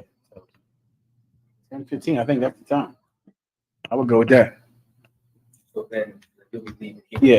Yeah. Okay. Go ahead, Zadok. He swept Loud. He swept his word unto Jacob. One more time. He swept. Say it again. You good? He Go ahead. shoved his word unto Jacob. Read that again. It's not loud enough, though. He shoved his Not word, loud enough. He shoved his word unto Jacob. He does what? Shoved his word unto Jacob. He showeth his word unto Jacob. You know who Jacob is, Chicago, right? Colonel McCon, sir. Jacob wrestled an angel one night, and his name was changed from Jacob to Yashar Allah, which means Prince of the Power. God showed his word unto Jacob. Keep going. His status and his not loud enough, his status and his judgments unto his Israel. statutes. Read it again. His statutes and judgments unto Israel. His statutes. What are his statutes? His rules. What are his judgments? The consequences for breaking those rules. He shows his statutes and his judgments unto who? Israel. Unto not loud enough again. Israel. Unto Israel. Keep going. He hath not dealt so with any nation. Slow that one down. Taste every word of that. He hath not dealt so with any nation. He hath not dealt so with any nation. He showed his statutes, which are his rules, his judgments, which are the consequences for breaking those judgments, those rules, unto Jacob. He hath not dealt so with any nation, Chicago. Keep going. And as for his judgment. And as for what? His judgment. And as for his judgments. As for God's judgments, what he says is right, what he says is wrong. Go ahead. They have not known them. They have not what? Known them. They have not what? Known them. Oh, they don't even know. I don't go to an African church. They don't know God's judgments. Right. I would never become a Muslim because they don't, Zadok, not know them. They don't know them. What am I asking a Muslim, Muhammad, about God for? They don't know him. That's what it says in the Bible. I'm going to some East Indian for God, Zadok. They have not known them. They don't know. I mean, what do you want me to do? Colonel McCon, sir. Anything else? La, sir. That's it. Thought out of one. Levi? I got a question. How did Melchizedek make his appearance? It wasn't. I know it wasn't. So like an angel, but was the appearance like how the angel appeared to Sarah? Yes. And like Melchizedek's appearance was like an angel appears in the room. God tells him to do it, and whapa time, here he comes. He's just there. It wasn't. That's how his appearance was, just like an angel would make an appearance. And how did Abraham know who he was? He was standing in that. How did he know who an angel was? Who he was? Who he was? You'll know when it happens to you. There's a thing that happens where you see someone and you go, "This cat ain't a man. Who is this cat here? What's going on?" Remember, Melchizedek was standing in the middle of the road as he came back from conquering these 5 kings. And he was standing there demanding a portion of the spoil. Now, there's one cat that you might hit him upside his head and drag him into a ditch because you know this is just a man. But then there's somebody else that you just go, this don't seem like a man. And then Abraham went and dug into the spoil and gave him 10%. Abraham knew. How did he know? Because you know. Do you understand? That's how. Because you know, the same way Mary knew when Gabriel came to her, the same way that Elijah knew, Elisha knew. It's just some cat standing there. But it's like, this ain't a man that's standing here. And you know. Everybody understands. If you haven't been through it, some of you will go through it and you'll know. All right. Asher, what do you have? We can move on to your topic, sir. If you don't mind, let's do it. Clap it up, all right? What's the topic that we need? We have 4 stories pulled up. We have the Mexican president. Let's go into that. Here's for La Raza. Give La Raza a hand. The tribe of Yashakar, the chosen people of God, man.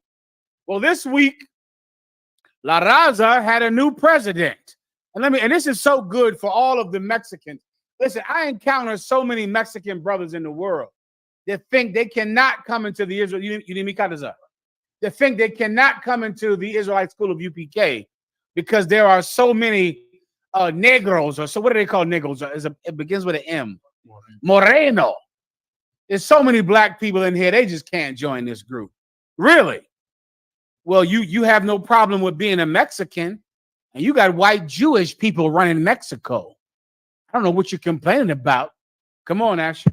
And before we read this, sir, I would just want everyone to know that besides this woman who won the election, there were 37 other people going for the same position.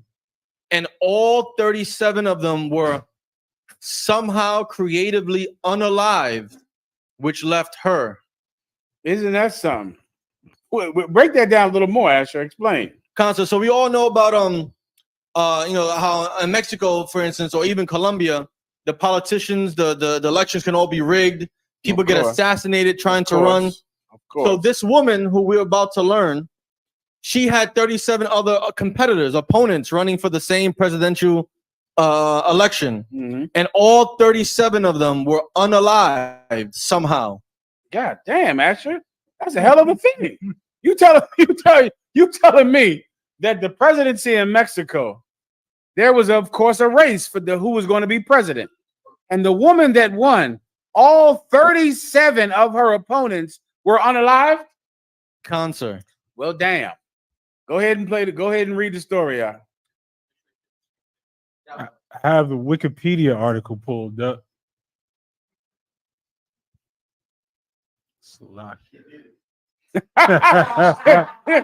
Levi said she did it. I think you might be right. I think you might have broke the case, Levi. Go ahead. Claudia Sheinbaum Pardo is a Mexican politician, scientist, and academic who is currently the president-elect of Mexico, the first woman to be elected to the position. So this is the first, oh, listen, praise the Me Too movement. This is the first woman to be elected as the president of Mexico. Keep going. From 2000 to 2006, Sheinbaum served as Secretary of the Environment under future President Andres Manuel Lopez Obrador during his tenure as head of government of Mexico City.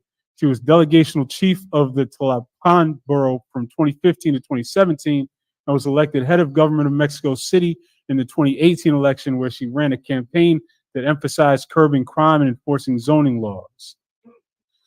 Okay, you have a picture? Skip down to her personal life and who she is. Is that right here? Come on, sir. Claudia Sheinbaum Pardo was born. What's her name? Claudia Sheinbaum. Claudia Rodriguez. Claudia Sheinbaum. Claudia Reyes. Claudia Sheinbaum. Claudia Orale. Claudia Sheinbaum. Claudia Sheinbaum. That name sounds familiar here in New York. In New York, you've heard Sheinbaum when you paying your rent here, have you not? Have you not signed your rent check over to Joseph D. Sheinbaum? Yeah, this is a so-called Jewish woman. Oh shit, I'm sorry. Go ahead. I'll keep drinking. Was born to a secular Jewish family in Mexico City. Her paternal Ashkenazi grandparents. Oh my God. Damn, Asher. They went all the way into the into the Ashkenazi. Read that again. Her paternal Ashkenazi grandparents. Her paternal, meaning her father's side, which means this is what she is. Her paternal Ashkenazi grandparents, meaning she is an Ashkenazi Jewish person, which means she's from the area. Her family come from the area of Russia, of Germany, around there. She's an Ashkenazi Jewish person. That's where her family comes from. Keep going. Emigrated from Lithuania to Mexico City in the 1920s. From where? From Lithuania. From Lithuania. Now here you go. Now you have a problem with coming into UPK. You should have a problem being Mexican. Because our oppressor runs Mexico. How many of La Raza went out and voted for this heathen, for this devil? You ran out and voted for her, but you can't come into the UPK because there are too many Morenos in the UPK. Let me tell you something, Knock. What you don't want is freedom from your oppressor. That's what you don't want. You would have no problem as a Mexican following some Ashkenazi oppressor. But you can't come together with your brothers. And let me give you Mexicans something else you need that no one else tells you. That stupid Akawalo snake god is a stupid heathen idol, which means nothing. What is that stupid god that Mexicans love with the snake? Oxawatl. Say what's his name? Difficult to pronounce. Put it up on the screen. The Mexican sun god of Oxawakawatl. It's a snake eating an eagle. And you Mexicans love that snake god like you're getting more spiritual. You think you're conscious, Mexicans, don't you? Because you love a Waxawakawatl. What's his name? Quetzalcoatl. Quetzalcoatl does not exist. It's a false idol that is nothing at all. It's an idol that your people have chosen above the God of Israel. And there is no God above the God of Israel. Right. You're just as bad as my tribe, the tribe of Judah, who loves Isis and Nefertiti and Cleopatra even. You're like a ton of black people that choose the God of your oppressor, some old false, stupid God. And you wonder why you've been in captivity after captivity. What's the God's name again? Quetzalcoatl. Quetzalcoatl is filth and garbage, and he never existed. It's a sun god. It's nothing. Now here you go. You're still worshiping a Waka Waka. Your people are worshiping an Ashkenazi Jew as president. There is no God but one God. There is no Lord but one Lord. And you Mexicans better give up worshiping your oppressor, and you better give up Waxawakawatl. We don't respect Mexican gods in the UPK. We don't respect North American Indian wolf gods. You North American Indians, what do you worship in? The buffalo? The totem pole? Those are false gods. They're nothing. Look up Waxawakawatl. Here. Tell me what it is. Waxawatl. From who knows how to spell it? Whatever. Waxa. So now we have to respect Waxawatl. Why? Because we're Mexican? We gotta respect Waxawatl. Let me tell you, stupid nigga, something else. You are not an Aztec. Forget that garbage. Right. You're as bad as the tribe of Judah that thinks they're Egyptian. You're not an Aztec. The Aztec Empire was one empire in the history of La Raza. You had so many other. What's the other empires they had? The Olmecs was another one. Maya?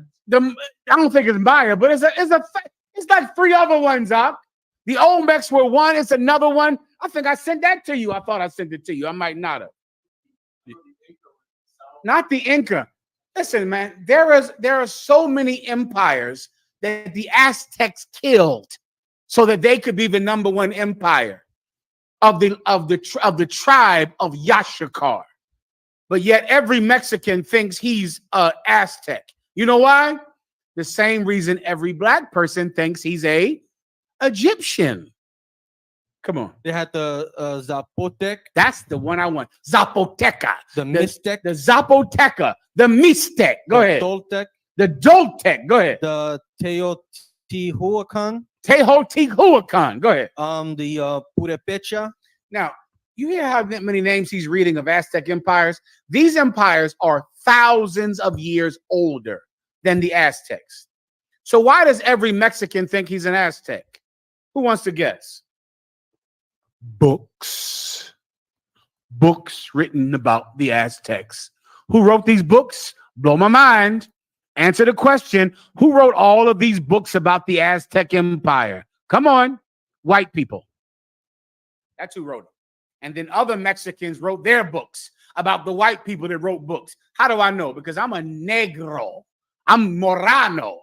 And I know that all of my people love Egypt. Who wrote the books about Egypt? White people wrote these books about Egypt. Then my people began to write books about the books that white people wrote about Egypt. I don't worship Egyptian gods. My people were in Egypt. your people were in Egypt. Those are false gods. The gods of the Aztecs are false gods. The gods of the Zapoteca, the gods of this people, that other empire. There is no God but the God of Israel. And if you are a Mexican and you're still worshiping who? Quetzalcoatl, you're going back into captivity. And your new Jewish president is going to lead you into it. Your new Jewish woman president. You better give up false gods, you Mexicans out there being stupid and worshiping Waxawattle. Put up Waxawattle fast. I got to go. Show me what Waxawattle. It's just the sun. It's the sun. It's the feathered serpent that is the sun. It's a sun. It's a sun god. Just like the Egyptians have Ra and Osiris, and it's just the sun. Is that Waxawattle? That's it. That's an idol. I'm not worshiping him. I'm not doing that. And if you want to save your people, you will give up all of the false gods that did not serve you through captivity. You so-called North American Indians, stop with all that stupid dancing and all that wolf and buffalo nonsense. You Levites, forget about it. You with that snake in the egg and swallowing the egg and that voodoo. How did that work out for you? Terribly. Every tribe has some old gods that they think are their gods. The Levites have that voodoo, and what's the snake god over there that Levi has that swallows the egg and all that mess? There's so many stupid gods that Levites have that you believe these gods are going to help you while the colonizers chop you in pieces. It's not working. Eselis. Say again. Ogu is nothing. It's a false god. It's nothing at all. There is one God. Shema Yasha Allah. Allah Hayanawa Yahweh Akkad. Hear, O Israel, our God is one God. That means the Mexican God is nothing. The Haitian God is nothing. The God of the Cheyenne is nothing. The God of the Egyptians is nothing. This nation has suffered for thousands of years because we worship false idols. That must end for us to be free. Every Mexican, you better let go of this stupid snake that somehow you follow. What are you, an Aztec? What do you want to rebuild the Aztec Empire? For what? So the conquistadors can kill it again? How stupid are you? What do you black people want to do? Go to Egypt again so that white people can eat your mummies? Did I tell you something you never heard of? Do you know that the white people that came over from France and England ate the mummies? Raise your hand if you don't know what I'm talking about. Asher, I was not going to bring this video out. Asher told me not to bring it out because we did it before. You know why you don't find many mummies? Because rich people ate the mummies. They believe that the embalming process would cure them. There's few mummies there because they ate them. Now you keep worshiping Osiris if you want. You worship Waxawattle and Colonadal and the Aztecs. Fuck the Aztecs. Right. And fuck the Cheyenne gods and the Egyptian gods and fuck Cesar Borgia. But all the white gods, all the African gods, all of them. Shema Yasha Allah. Allah Hayanawa Yahweh Akkad. This nation has one God, and that's that. Now, if you don't believe that, ask Waxawattle to fight your new Jewish president in Mexico. You got to argue with me all day. Anything else? Next. Slaggy, sir. We also have the story Give me about the graduation one. That's what I was about. The water. Put that up on the screen. And then Abraham Lincoln. Oh, you love Abraham Lincoln. That's the God of Judites, Mexicans. Judites love Abraham Lincoln. He freed the slaves, you know, actually. Did you hear about that in school? He freed, as the doc. I know you heard about Abraham Lincoln in school. Or what they say about him in school, the doc. He freed the slaves. Oh, he was a wonderful man, Abraham Lincoln. I'm going to tell you the truth about Abraham Lincoln tonight that every scholar knows. Everyone that doesn't go to church knows. First, let's play the graduation. There was a graduation this week. Captain Nazariak did an excellent video on it. It's 2024. There is a school district in Wisconsin where there is a black man who is the superintendent of schools. He was voted in the top 10 superintendents in the state. That's how achieved this black man is. That's how achieved he is, his brother from the tribe of Judah. He's the superintendent of the school district. He came down to the school district to stand in the line of people who shake the hand of the graduates. You got their teacher, their principal, and their superintendent. As he was in the line to shake the hand of a white student, her father came out the line, grabbed him, and assaulted him and pushed him off stage, saying, "You are not going to shake the hand of my daughter." In 2024, with all of your achievements, all of your rights, all of your marching, all of your voting, Abraham Lincoln foresaw this. He knew this was going to happen. Play the video. See me one last time out. Give me one finger. That's that with the scotch. Go ahead. Oh, excuse me. Look at this here. You better get up off me, man. Get away from me, bro. No, don't. Hey, go. You need to get. Hey. Walk away. I don't get up. I don't want You hear that sound? That's real sound. That's the superintendent saying, "Get off of me. Huh? What are you doing to me? Let me go." Watch it one more time. Go ahead. So there he is in the corner. I see him. I see the blue suit on, right? Oh, excuse me. Where's You better get up off me, Brendan? man. Get away from me, bro. No, don't. Hey, go. You need to get. Hey. Walk away. I don't get up. I don't want. That happened last week. That didn't happen in the 1930s. That didn't happen during Jim Crow time in the South. That happened last week in Wisconsin. That didn't happen in Alabama. That didn't happen in Mississippi, in Georgia. That happened in Wisconsin. Wisconsin was a member of the what? The Union during the Civil War. Wisconsin is not a part of the South at all. That's the Midwest. This insult happened in Wisconsin. Let me explain to you something that has happened that your Christian church does not want you to believe. There was a black Republican this week that came out and said that black families were more together in Jim Crow times. Did you hear about that? Kind of, sir. That belief is a prevalent belief among people that want to please white people, that want to please our oppressor. Things were better when black people shut their mouths and took their abuse. When black people allowed their sons to be lynched and couldn't do anything about it. There are certain black people that believe that pleasing white people is pleasing God. Those people are in charge of America. Abraham Lincoln knew that at the end of the Civil War, you could not erase the hatred of white people no matter what you did. Abraham Lincoln believed that every black person had to be deported.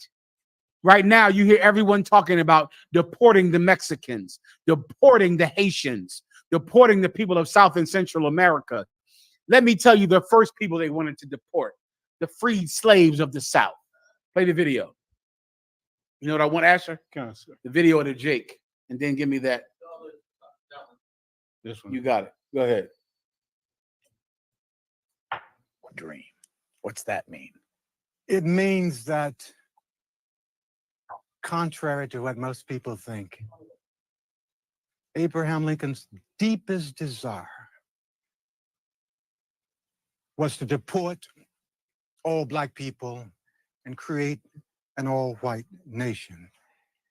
It sounds like a wild idea now, and it is a wild idea, But from about 1852 until his death, he worked feverishly to try to create deportation plans, colonization plans, to send Black people either to Africa or to South America, or to the islands of the sea.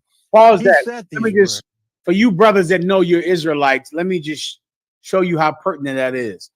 Abraham Lincoln wanted to deport every Black slave to where? To Africa. Who was in Africa? Liberia or South America. Why? He was sending you where your brothers were. He was sending you to Haiti. He was sending you to Liberia or Sierra Leone. He was sending you to the Caribbean islands because that's where the Israelites were. He was not sending you to South Africa. He was not sending you to Ghana. He was not sending you to Nigeria.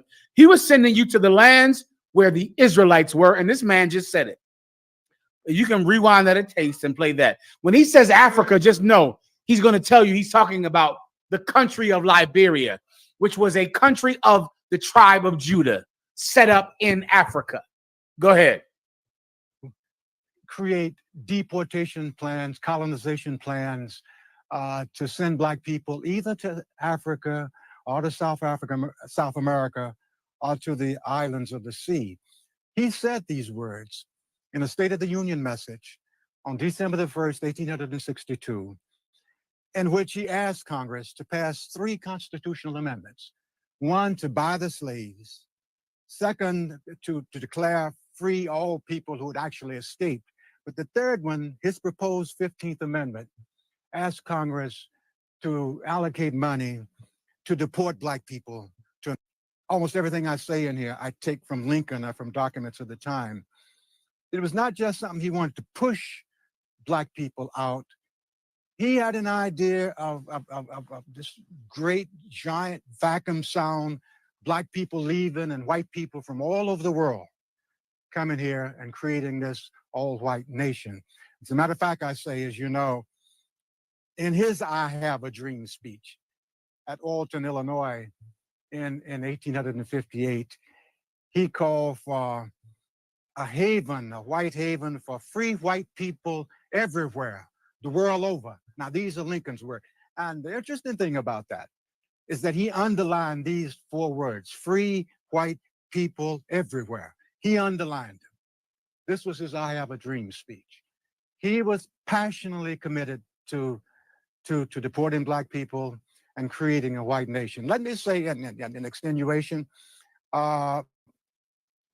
he believed that that was the only way to solve the race problem. I found that offensive and strange, but he believed that that was the only way to solve the race problem. He said over and over again, he did not believe that Black people and white people could live together in equality in the United States of America. That everything I've been taught about. That's Abraham Lincoln's words. Abraham Lincoln, who was extremely intelligent and who understood his people, he did not believe that at the end of the Civil War, white people would ever accept Black people. He did not believe it was possible. He believed they had to be deported to Liberia, to Haiti, to South America, to Puerto Rico, because he believed that white people would just never accept them. That is what Abraham Lincoln said. And so he wanted to deport every former slave and then accept white people like a vacuum from Russia, from Italy, from Ireland. I went and looked it up. He's telling the truth. I got it for you. I'm about to read it to you right now. Abraham Lincoln did not want the freed slaves to stay in America. He wanted you to leave. Why? Compassion. And that's what you have to understand about. There are some white people that are smart. What do you want to say? Salakia. So if I may, I noticed that he said Abraham Lincoln was going to buy all the slaves, like paying like reparations to the slave master, that we're going to deport these people right here. So I'm going to pay you. That was the first plan. Hand them over. The first plan was to give reparations to slave masters. to pay them for their loss of property and to send all of the slaves to Liberia, to Haiti, to the Caribbean to be with their brothers so that white people would not hate them. Abraham Lincoln knew that there was no way that white people would ever accept these black people as equals. And he knew they had to leave so that white people would not harm them. You don't believe me? Come on. Just pause 1 second. I'm going to read his words. I went and looked it up. This brother said this. He's a scholar. I don't believe him. He's not in the UPK. So I went and found it for myself.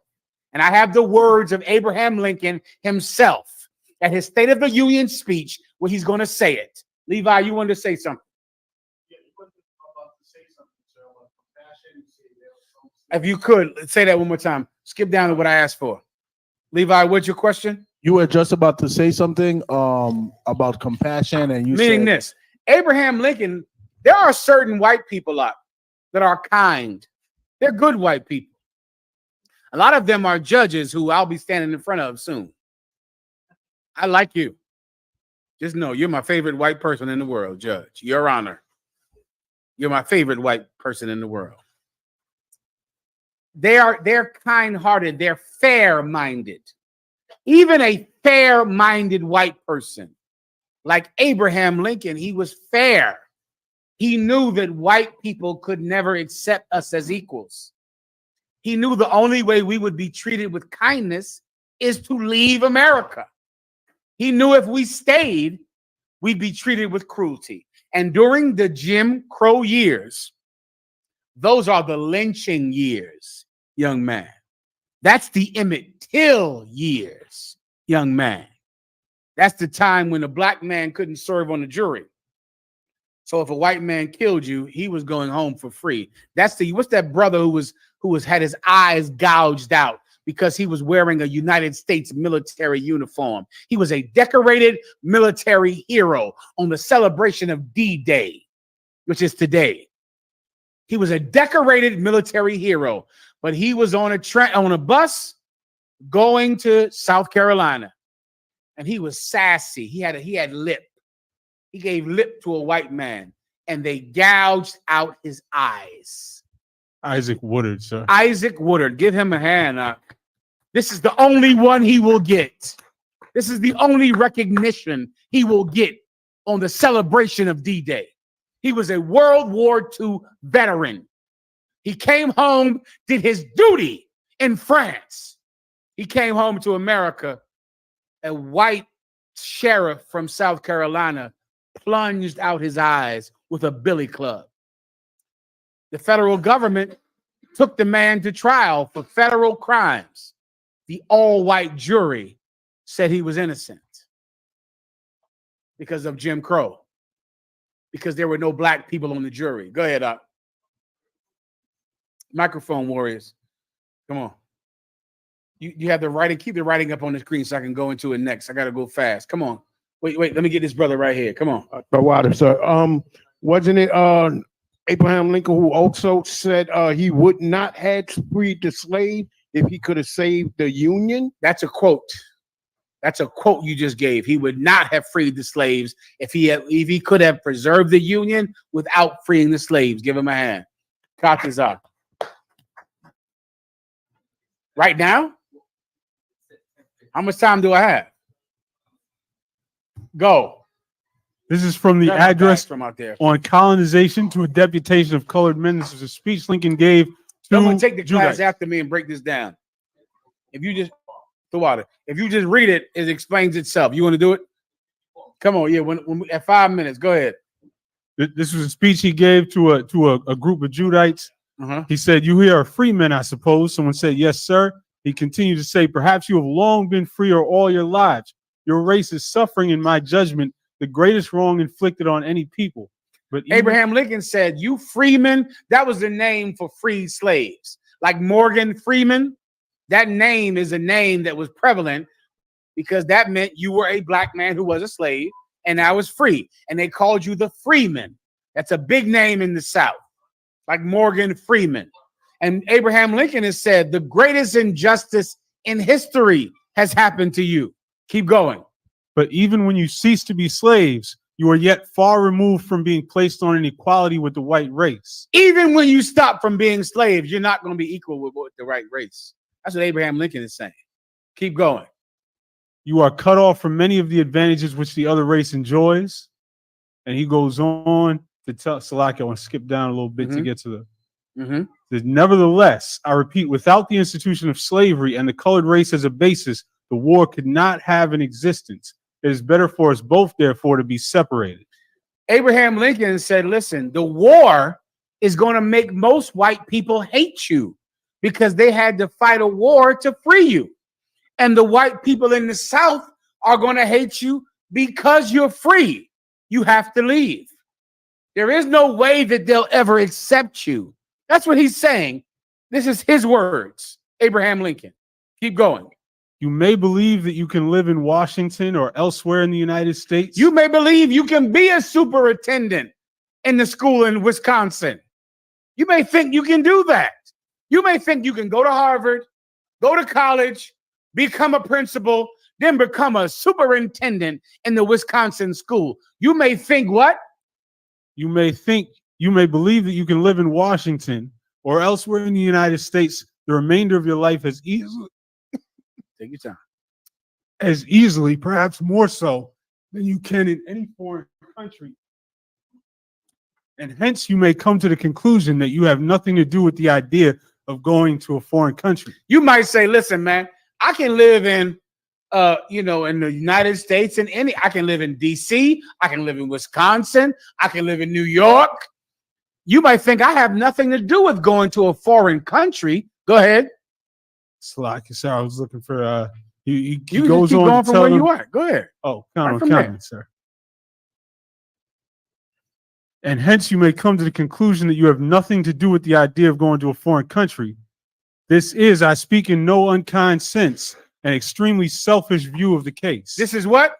This is an extremely selfish He view said, of the you're case. being selfish. If you try to stay in America, you're being selfish. That's what Abraham Lincoln said. You're being selfish. Keep going. You ought to do something to help those who are not so fortunate as yourself. You should do something to help the less fortunate black people. You should leave.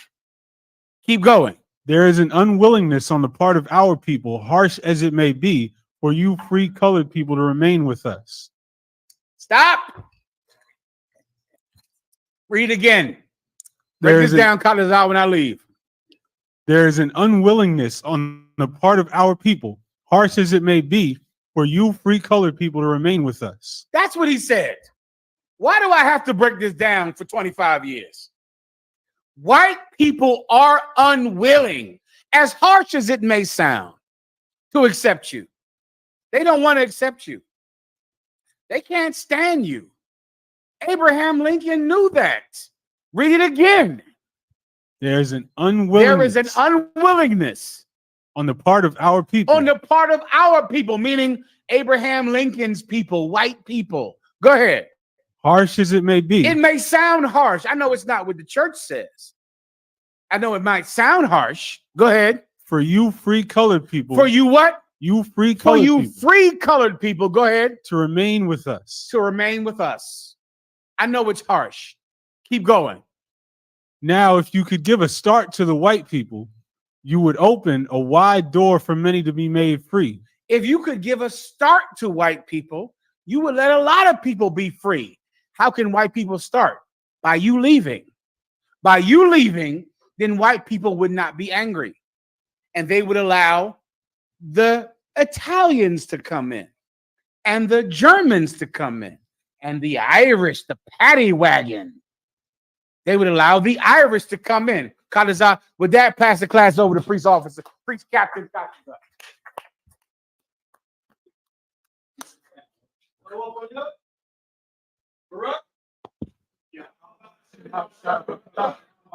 much